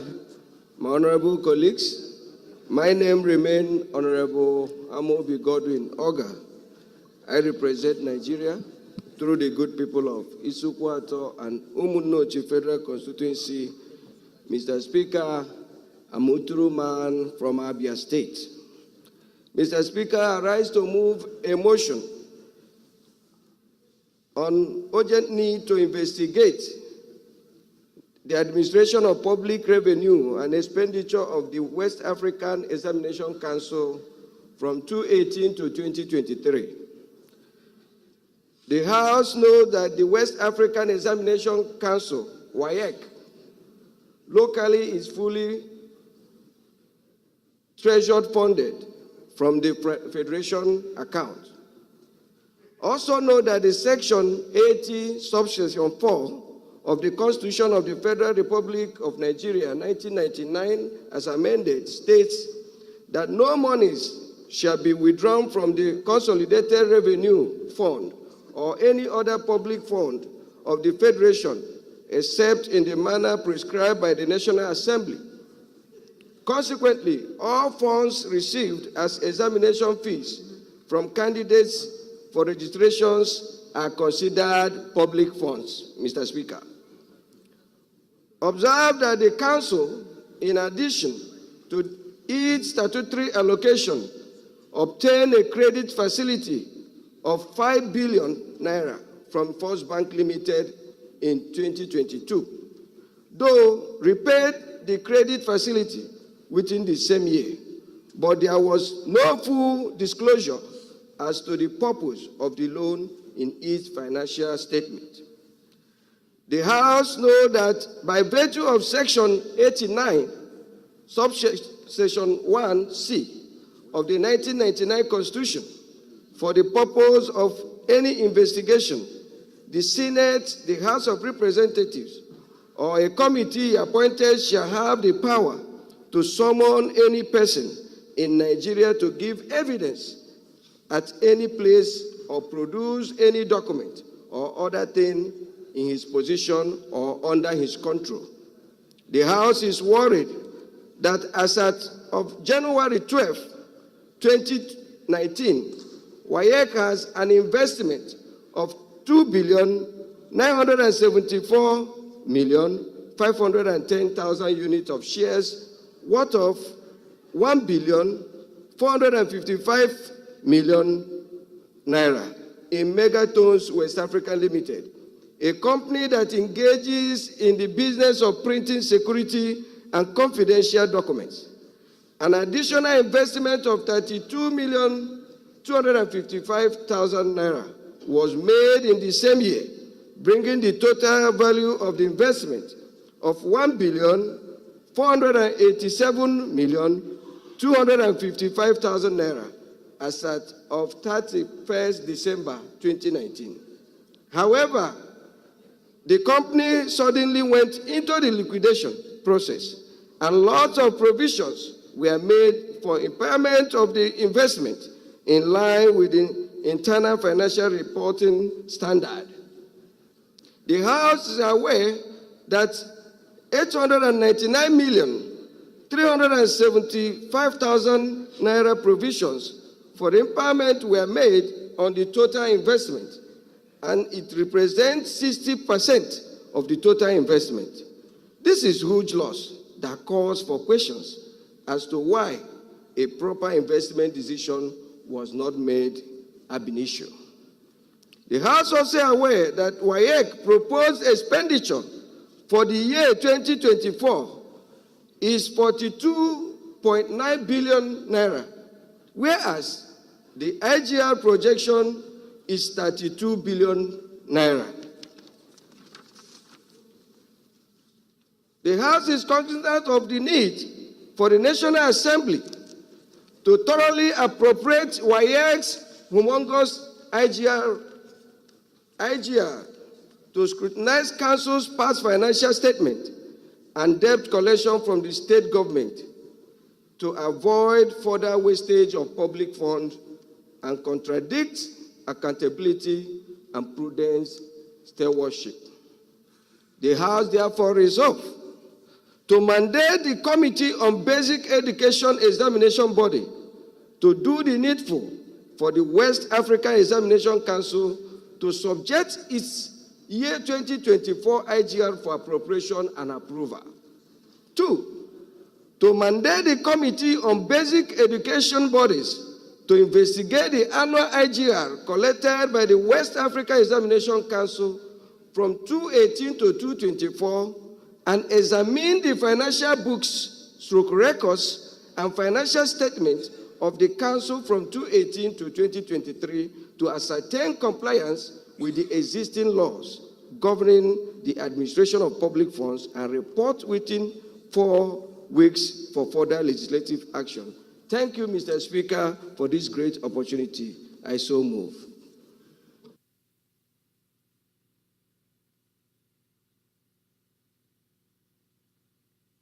Thank you, Honorable Amobi. Any seconder to that motion? Yes, just behind him. Thank you, Mr. Speaker, for giving me this chance. Distinguished colleagues, I remain Sana Ademo Akili, member representing the good people of Munjiburu Ngogo Federal Constituency. Mr. Speaker, I rise this afternoon to second the motion, every move for my brother colleague. Mr. Speaker, I so second. Thank you. Thank you very much. Those in support of this motion say aye. Those against say nay. The ayes have it. This motion is referred to the Committee on Basic Education Bodies. The 14th order of the day is a motion on the alleged mismanagement of government agricultural initiative and funding by department, agencies, and government program outside the Federal Ministry of Agriculture and Food Security. Standing in the name of Honorable Chike Okafor. Honorable Chike Okafor is invited to move the motion. Please, it is very long. Abridge it, the first two important paragraphs, then your prayers, please. Since it's published, we can read it up. Thank you, Mr. Speaker. Very distinguished colleagues. I am Honorable Chike John Okafor, PhD. I represent the good people of Okigwe South Federal Constituency, comprising the Himembano, Ihitu Boma, Obo local government areas. I am from Imo State. Thank you, Mr. Speaker. Alleged mismanagement of government agricultural initiatives and funding by departments, agencies, and government programs outside the Federal Ministry of Agriculture and Food Security. The House notes the growing food scarcity and malnutrition in Nigeria and the alleged mismanagement of agricultural funds intended for agricultural development in the country. Further notes that the federal government, through various schemes and interventions in the last 8 years, have spent over 2 trillion naira in funding agricultural interventions with the view of making food available for millions of Nigerians. But due to the alleged mismanagement, misapplication of funds, and abuse of the programs, Nigeria is still experiencing food scarcity and malnutrition. Worried that the agricultural sector plays a crucial role in ensuring food security, improving nutrition, and supporting the livelihoods of millions of Nigerians, and any abuse on the programs and schemes of government drastically affects millions of innocent citizens.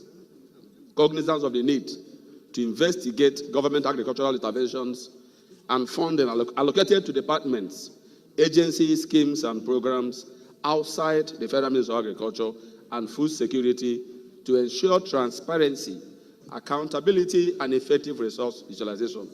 So the House is here invited to mandate the committees on food security, agriculture production and services, and agricultural colleges and institutions to conduct a comprehensive investigation into the alleged misuse of government interventions and agricultural funding by departments, agencies, schemes, and programs of the federal government outside of the Federal Ministry of Agriculture and Food Security, and report back to the House within 4 weeks for further legislative actions. Mr. Speaker, I so move. Thank you, Chike Okafor, PhD. That was very good. You abridged it very well. So impressive. Any seconder to this motion? Yes, sir. The Right Honourable Speaker, very distinguished colleagues, I remain Engineer Shehu Alhatu Tapuki, member representing Paskari Kankara Sabwa. Mr. Speaker, I'm from Katsina State. I rise to second the motion ably moved by my colleague, Honourable Dr. Chike John Okafor. I so second, Mr. Speaker. Thank you very much. Those in support of this motion say aye. Those against say nay. The ayes have it. This motion is referred to the Committee on Nutrition and Food Security, Agricultural Production and Services, Agricultural Colleges and Institutions, as well as Finance, under the leadership of a committee known as Committee on Nutrition and Food Security. The 15th order of the day is a motion on need to revoke the contract for the construction of flooded sections of the East-West Road connecting major communities in Bayelsa State. Standing in the name of Honorable Oboko Abonsi Zibe Ofoji, Honorable Ofoji is invited to move the motion. It's an infrastructure motion. If you can just make it as quickly as possible. The Right Honourable Mr. Speaker, my revered colleague, Ofoji Abonsi Zibe Oboku is my name, representing Yenengwa Kolokuma Opokuma Federal Constituency. I'm from Bayelsa State. rise this afternoon to move a motion on the need to revoke the contract for the construction of the flooded section of the East-West Road connecting major communities in Bayelsa State. The House notes that the East-West Road is one of the important roads in the Federation which have significantly contributed to the country's economic and social development. It connects major regions, facilitating trade, commerce, and cultural exchange, thus improve access to market, industry, and social service. The House is also aware that the Federal Ministry of Works awarded the contract for the construction of the bus culvert for the repair of the flooded section of the East-West Road, Kayama-Aweda section, to Rock Result Nigeria Limited in the early 2023. But the company has failed to execute the contract, causing traffic disruptions, loss of lives, and fatalities. Recall that on the 11th April 2024, the current Minister of Works, on an inspection tour at the East-West Road, praises Rock Result Nigeria Limited, but up till date, nothing has been achieved. The House is worried that the East-West Road has been in a dilapidated state for years, particularly at EAK in Aweda East Local Government of Rivers State, Ave in Patani, and Ome in Isoko South Local Government area of Delta State, connecting Bayelsa State to Rivers and Delta State and other parts of the country. I was also worried that the federal government has prioritized the coastal road over the crucial East-West Road, which is very vital for the economic survival of our dear country. The House resolved urged the Federal Ministry of Works to immediately revoke or terminate the contract for the construction of the flooded East-West Road to Rock Result Nigeria Limited and other contract and award same to a company with expertise and capacity. And two, mandate the Committee on Works to ensure compliance. Mr. Speaker, my revered colleagues, I so move. I like the passion with which you move that motion for your people. Very impressive. Iboson, 1 second. Good afternoon, Mr. Speaker, honorable colleagues. My name is Ibe Okwaro Sonwa Ukabo Hafia, and I represent the very prosperous people of Aruchuko Hafia Federal Constituency. I am from God's own state, with God's own governor. I am from Abia State.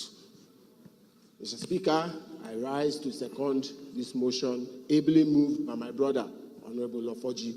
I so second. Thank you very much. Motion moved, motion seconded. Those in support of this motion say aye. Those against say nay. The ayes have it. This motion is referred to Committee on Works.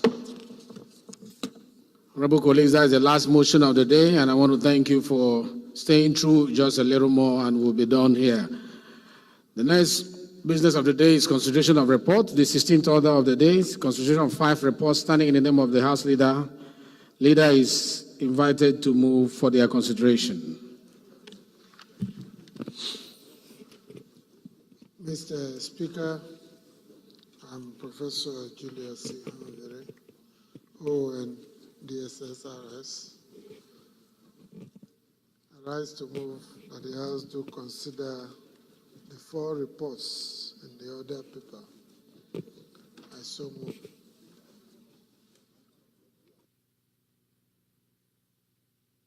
Minority Leader, please second. Mr. Speaker, my dear colleagues, I rise to second the motion that the House do consider the aforesaid reports. I so second.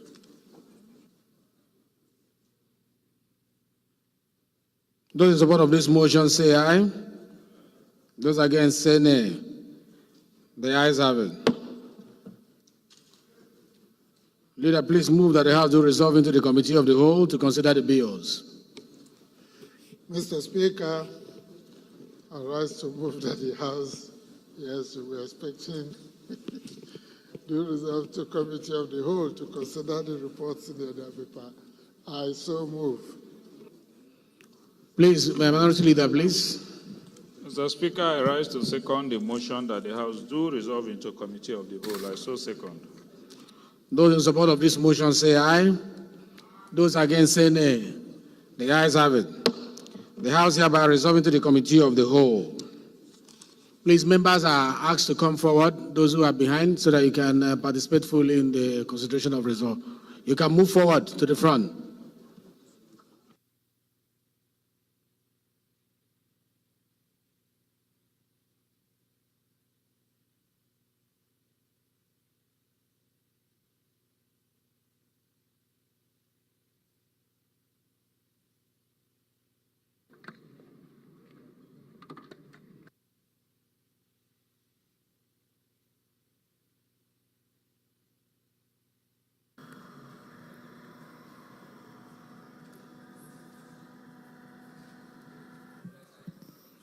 Honorable colleagues, this promises to be as fast as possible.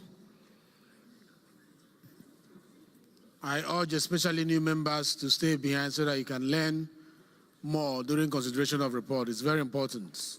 Please.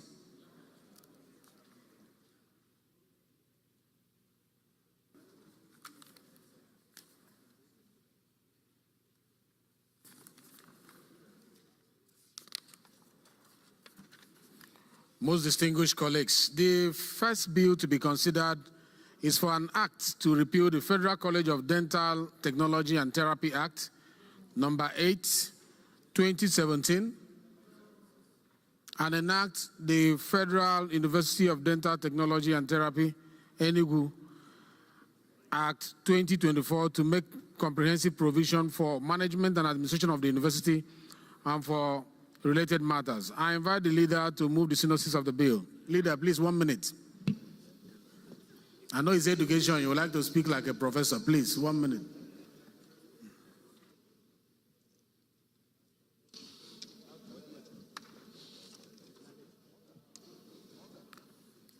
I know some people are here because Honorable Bichi is in the house. That is a mini parliament. Honorable colleagues, let's maintain decorum, please. Yeah, thank you. Mr. Speaker. You see why you should be coming for consideration of reports. This bill for an act to repeal the Federal College of Dental Technology and Therapy Establishment Act, number 8, 2017, and enact the Federal University of Dental Technology and Therapy, Enugu Act, 2024, to make comprehensive provisions for management and administration of the university and for related matters, HB 249, presents us with a very interesting and important opportunity to cure a lacuna in the practice of dental and other medical-related fields. Among other things is to train professionals, equip them with ability to engage in contemporary use of technology in dentistry. This relates to me very closely because I recently lost 2 friends who went to a dentist and from there to Gudu Cemetery. So this is urgently needed for Nigeria. Thank you. I urge us to support it. I know when it comes to anything education, you wear your professorial cap. Thank you for making it very brief. The question is that 30 clauses, schedule, explanatory memorandum, be made part of this bill. Clause 1. Clause 1? Clause 1, sir. Yes, Minority Leader. Thank you, Mr. Chairman. I propose an amendment to Clause 1, and this proposal is hinged on the approval of Mr. President when he upgraded the Federal College of Dental Technology and Therapy to a full-fledged university. That same release, the name was changed from Federal University of Dental Technology to Federal University of Allied Health Sciences, Enugu. I would therefore propose that we amend the name appropriately so that subsequent places where the name appeared as Federal University of Dental Technology and Therapy should be Federal University of Allied and Health Sciences, Enugu. to be in line with the approval of Mr. President. Thank you, sir. Mr. Speaker, can somebody from Enugu State confirm this? Yeah, before somebody from Enugu State does that, before Enugu State seconds it, although it's not, it's a federal university, it could be from anybody. The long title, you are, excuse me, Minority Leader, please go back to your seat. You are not yet done. Include the long title in that amendment. Yes, sir. That's why I said wherever it appears. Okay. That covers the long title. Yeah, right. Okay, I Yes, didn't sir. hear that. Okay, any seconder to that motion? I don't want to restrict it to Enugu alone because the school is in Enugu. I want Hajia to second it. Hajia has been in that space.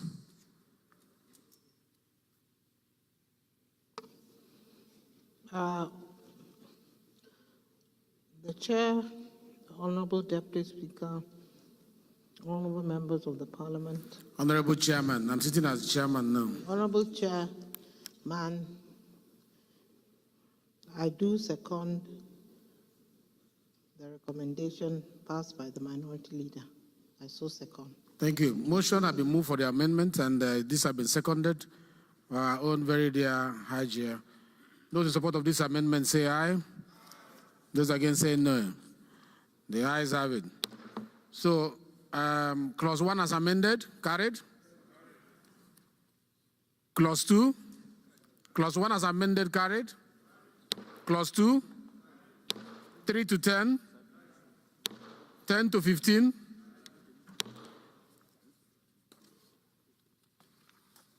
15 to 20.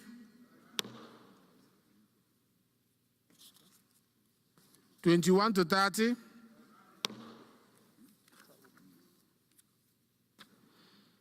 Explanatory memorandum. Long title as amended, carried.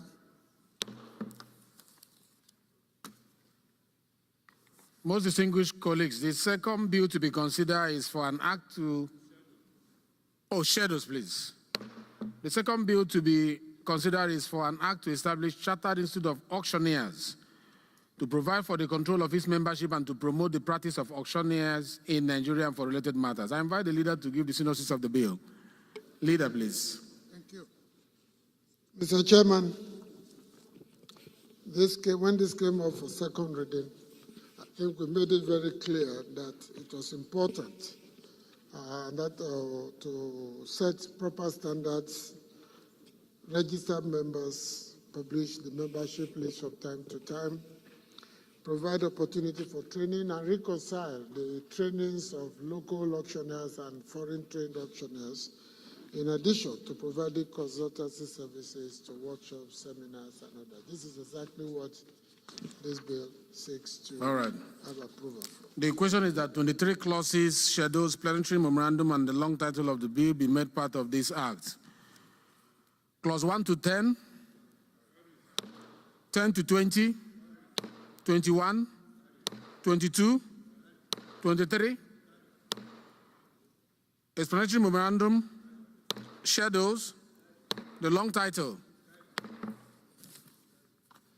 The third bill to be considered is for an act to establish Nigerian French language village as an inter-university center for French studies. And for related matters, I invite the leader to give the synopsis of the bill. Leader, please. Mr. Chairman, this is a bill that I will urge my colleagues to support because we are in their need of professionals trained in the French language. In fact, with what is going on in West Africa right now, we need more products of this institution, essentially to train the students in the acquisition of proficiency in the French language, both in terms of speaking, of translation, interpretation, competence in writing, and so on. And to also provide an opportunity for students from the universities, colleges of education, and the secondary schools to have immersion opportunities rather than going to... Maki, please write the names of all the members who are here. I hand them over to our appropriation chairman. I will give you instruction on that. To some places where we're not sure what kind of trainings they get. This provides for that training. Yeah, no, I know. I know why I'm directing the... my colleagues to please support this for the establishment of Nigeria French Language Village as an inter-university center for French studies and for related matters. HB Thank you. 136. Thank you, my leader, the leader of leaders. Another French is also about education. You always smile when it comes to education. Why? The question is that 31 clauses, schedule, explanatory memorandum, and the long title be made part of this bill. Clause 1 to 10, 10 to 15, 15 to 20, 20 to 30, 31, shadows, explanatory memorandum, and the long title of the bill. Your voice is sounding better now because I asked them to write the bill name for appropriation chairman. I'm beginning to hear your voice better. That is the energy. That's good. That is why we gave you that chairmanship, so you can add energy to the house. Because you see how all of them are smiling. That's good. Honorable colleagues, the fourth bill to be considered is for an act to establish national rice production, processing and research institutes, Ibemo Ekiti State, and for related matters. I invite the leader to give the synopsis of the bill. It's just a migraine. Honey, until we're completely sure. Mr. Chairman, Is the pain a tight band or pulsating? Good question. Pulsating, life bothers me, nausea. I get these all the time. You said you didn't feel what'd you call it? An aura, I know. Exactly how often do you get these symptoms? I just asked since your boyfriend doesn't seem to recognize them.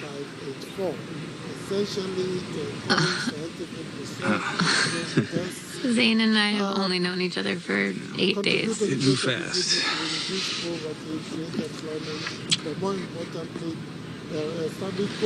Ellie, did you feel your foot twitch? No.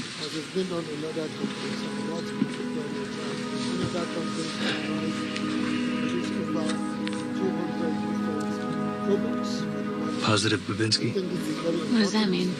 It's not a migraine. Thank you very much. This bill is in support of the agenda of Mr. President with regard to food security. And it's about time we have institutions set up to be able to give professional assistance to the industry. And for me, it is a good one coming at the right time. So the question is that 19 clauses, explanatory memorandum, and the long title of the bill be made part of this particular bill. Clause 1 to 10. I was performing due diligence on my new roommate, who might be a violent maniac, and look what I found in his closet. It's cute. And the He proposal moved of in this with bill, 2 thank you for suitcases. going back You to only work on it. I remember this bill was stepped down before because we asked you to go and work on it. You did a good job. 4 pairs of underwear. How the hell did a pair? Honorable colleagues, the fifth bill to be considered is for an act to provide for the establishment of the Federal University of Technology and Make the Environmental cut. Sciences I'm a parent. in Ekiti State, and for related matters. I invite the leader to give a synopsis of this bill. Leader, please. Thank you very much, Mr. Chairman.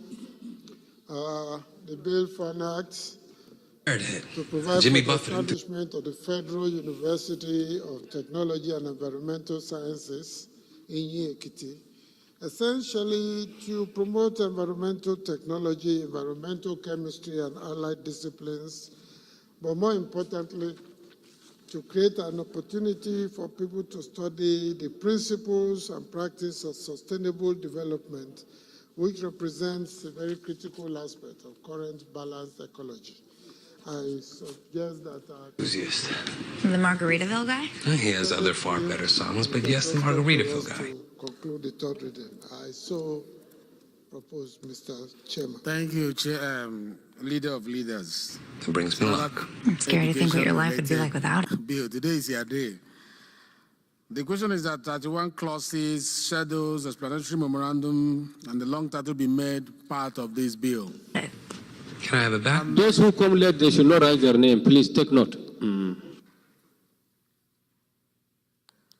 And it's in a time like this where, we should be more technology oriented. So institutions that happen to handle issues of technology. It's fun getting to know should you be better. encouraged, and this happens Worth to every be damn one bit of of them. So the sacrifice. clauses are 31 in number, shadows, explanatory memorandum, and the long title of the bill.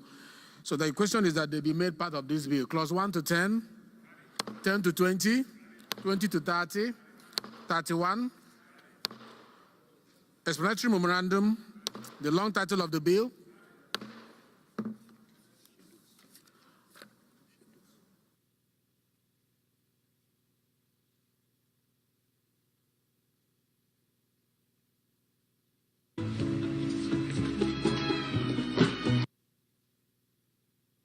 the shadows.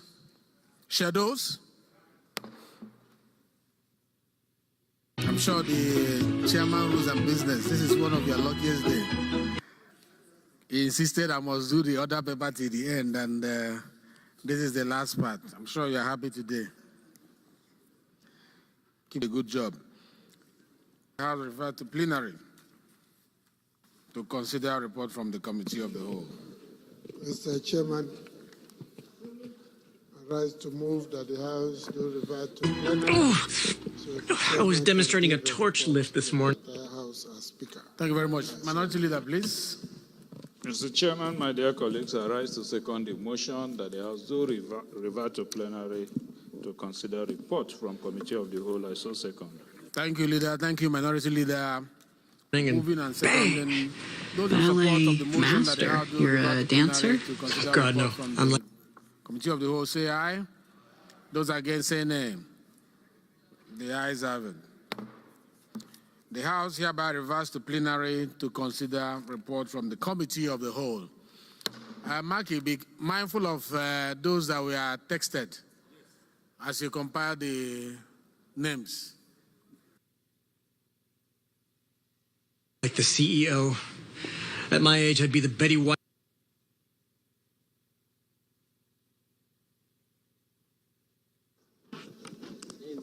Those who came late, I will mark X on your name, even if you write your name. We have taken note of you. We have the record. Thank you. My respected colleagues, this is the chairman's report from the Committee of the Whole.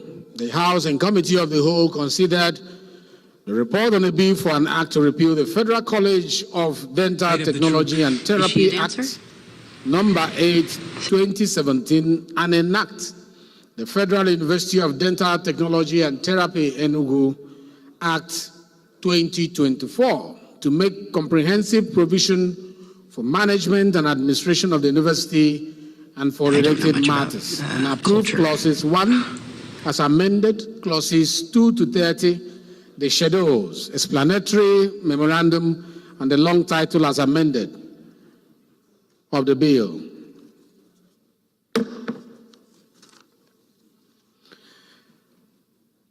Most distinguished colleagues, the House and Committee of the Whole considered the report on a bill for an act to establish Chartered Institute of Auctioneers to provide for the control of its membership and to promote the practice of auctioneers in Nigeria and for related matters, and approve clauses 1 to 23, the schedules, explanatory memorandum, and the long title of the bill. We will need neuro and abdominal exams, x-rays for... Most distinguished colleagues, the House and Committee of the Whole considered the report on the bill for an act to establish Nigerian French Language Village as an inter-university center for French studies and for related matters, and approve clauses 1 to 31, the schedules, explanatory memorandum, and the long title of the bill.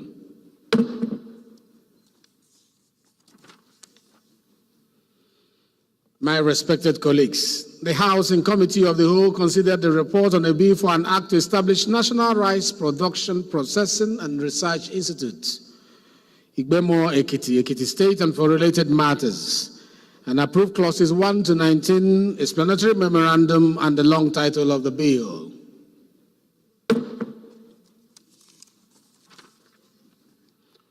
Most distinguished colleagues, the House and Committee of the Whole consider the report on the bill for an act to provide for establishment of the Federal University of Technology and Environmental Sciences in Ekiti State, and for related. Leader, please move that the House do adopt the report from the Committee of the Whole as the working instrument of the House of Representatives. Leader, please. Mr. Speaker, I I rise to move that the House do adopt the reports from the Committee of the Whole and adopt them as working instruments of the House. I so move. Please, Minority Leader, please. Mr. Speaker, I rise to second the motion as moved by the House Leader. I so second.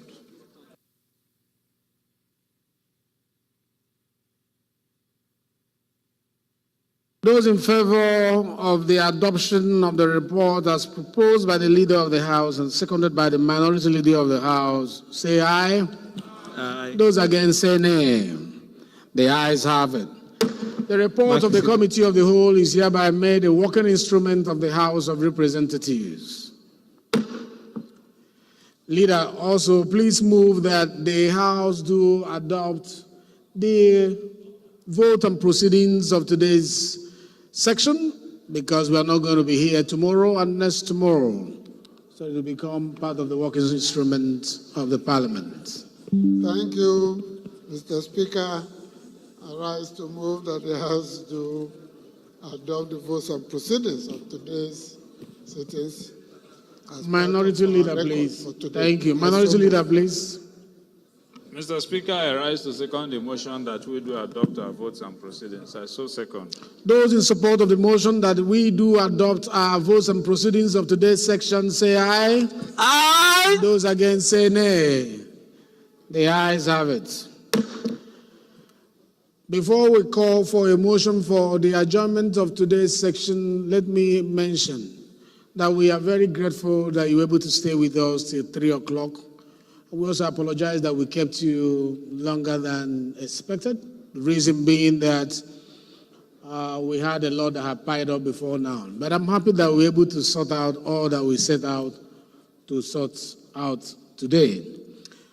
Let me also mention that I think going forward, when the Committee on Appropriation want to assist beyond what is in the budget or to issue any welfare, I think they will liaise with us to know those who sit during consideration of reports.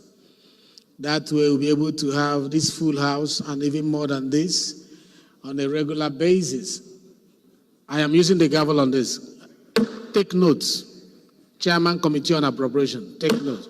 When they come for assistance, confirm from the Committee of the Whole if they are participating in the consideration of report. It's part of their duty as members of this Parliament. We cannot have the hall empty. Most times we are considering the bills for which Nigerians send them to come here to do. I'm happy you are here today, and reduce the amount of your work and make sure you come here most of the time. I'm putting the gavel to it, Chairman. Good. May I call for a motion for the adjournment of this House? From you, Leader. Thank you, Mr. Chairman. The session has been so exhilarating. I would have wanted us to continue if Honorable Waive has more work for us. Because we don't appear to be tired. Honorable Waive, for keeping us to this time, Leader is saying we have shown you we have the capacity to do it. Do you have more work for us? 20 more motions. 20 more motions. We are ready to go. But since Waive is not ready, he doesn't have any motion, the Speaker has led us to finish all the motions available. I rise to move that we do adjourn to upper week, next week, Tuesday. Same time, same venue. I so move. Second from you, Minority Leader, wait. I think he wants to help you do the seconding today, the PhD. Yes. Let's hear him second it. He has been raising his hand. Thank you, our most revered Speaker, the Speaker of the People's Parliament. I am Honorable Pascal Abodike, PhD, representing here the Federal Constituency. I'm from Anambra State, the leader of ABGA, and the Secretary, Southern Nigerian Caucus of House of Representatives. I hereby rise to second the motion for adjournment as ably moved by the leader of the House. I so second, Mr. Speaker.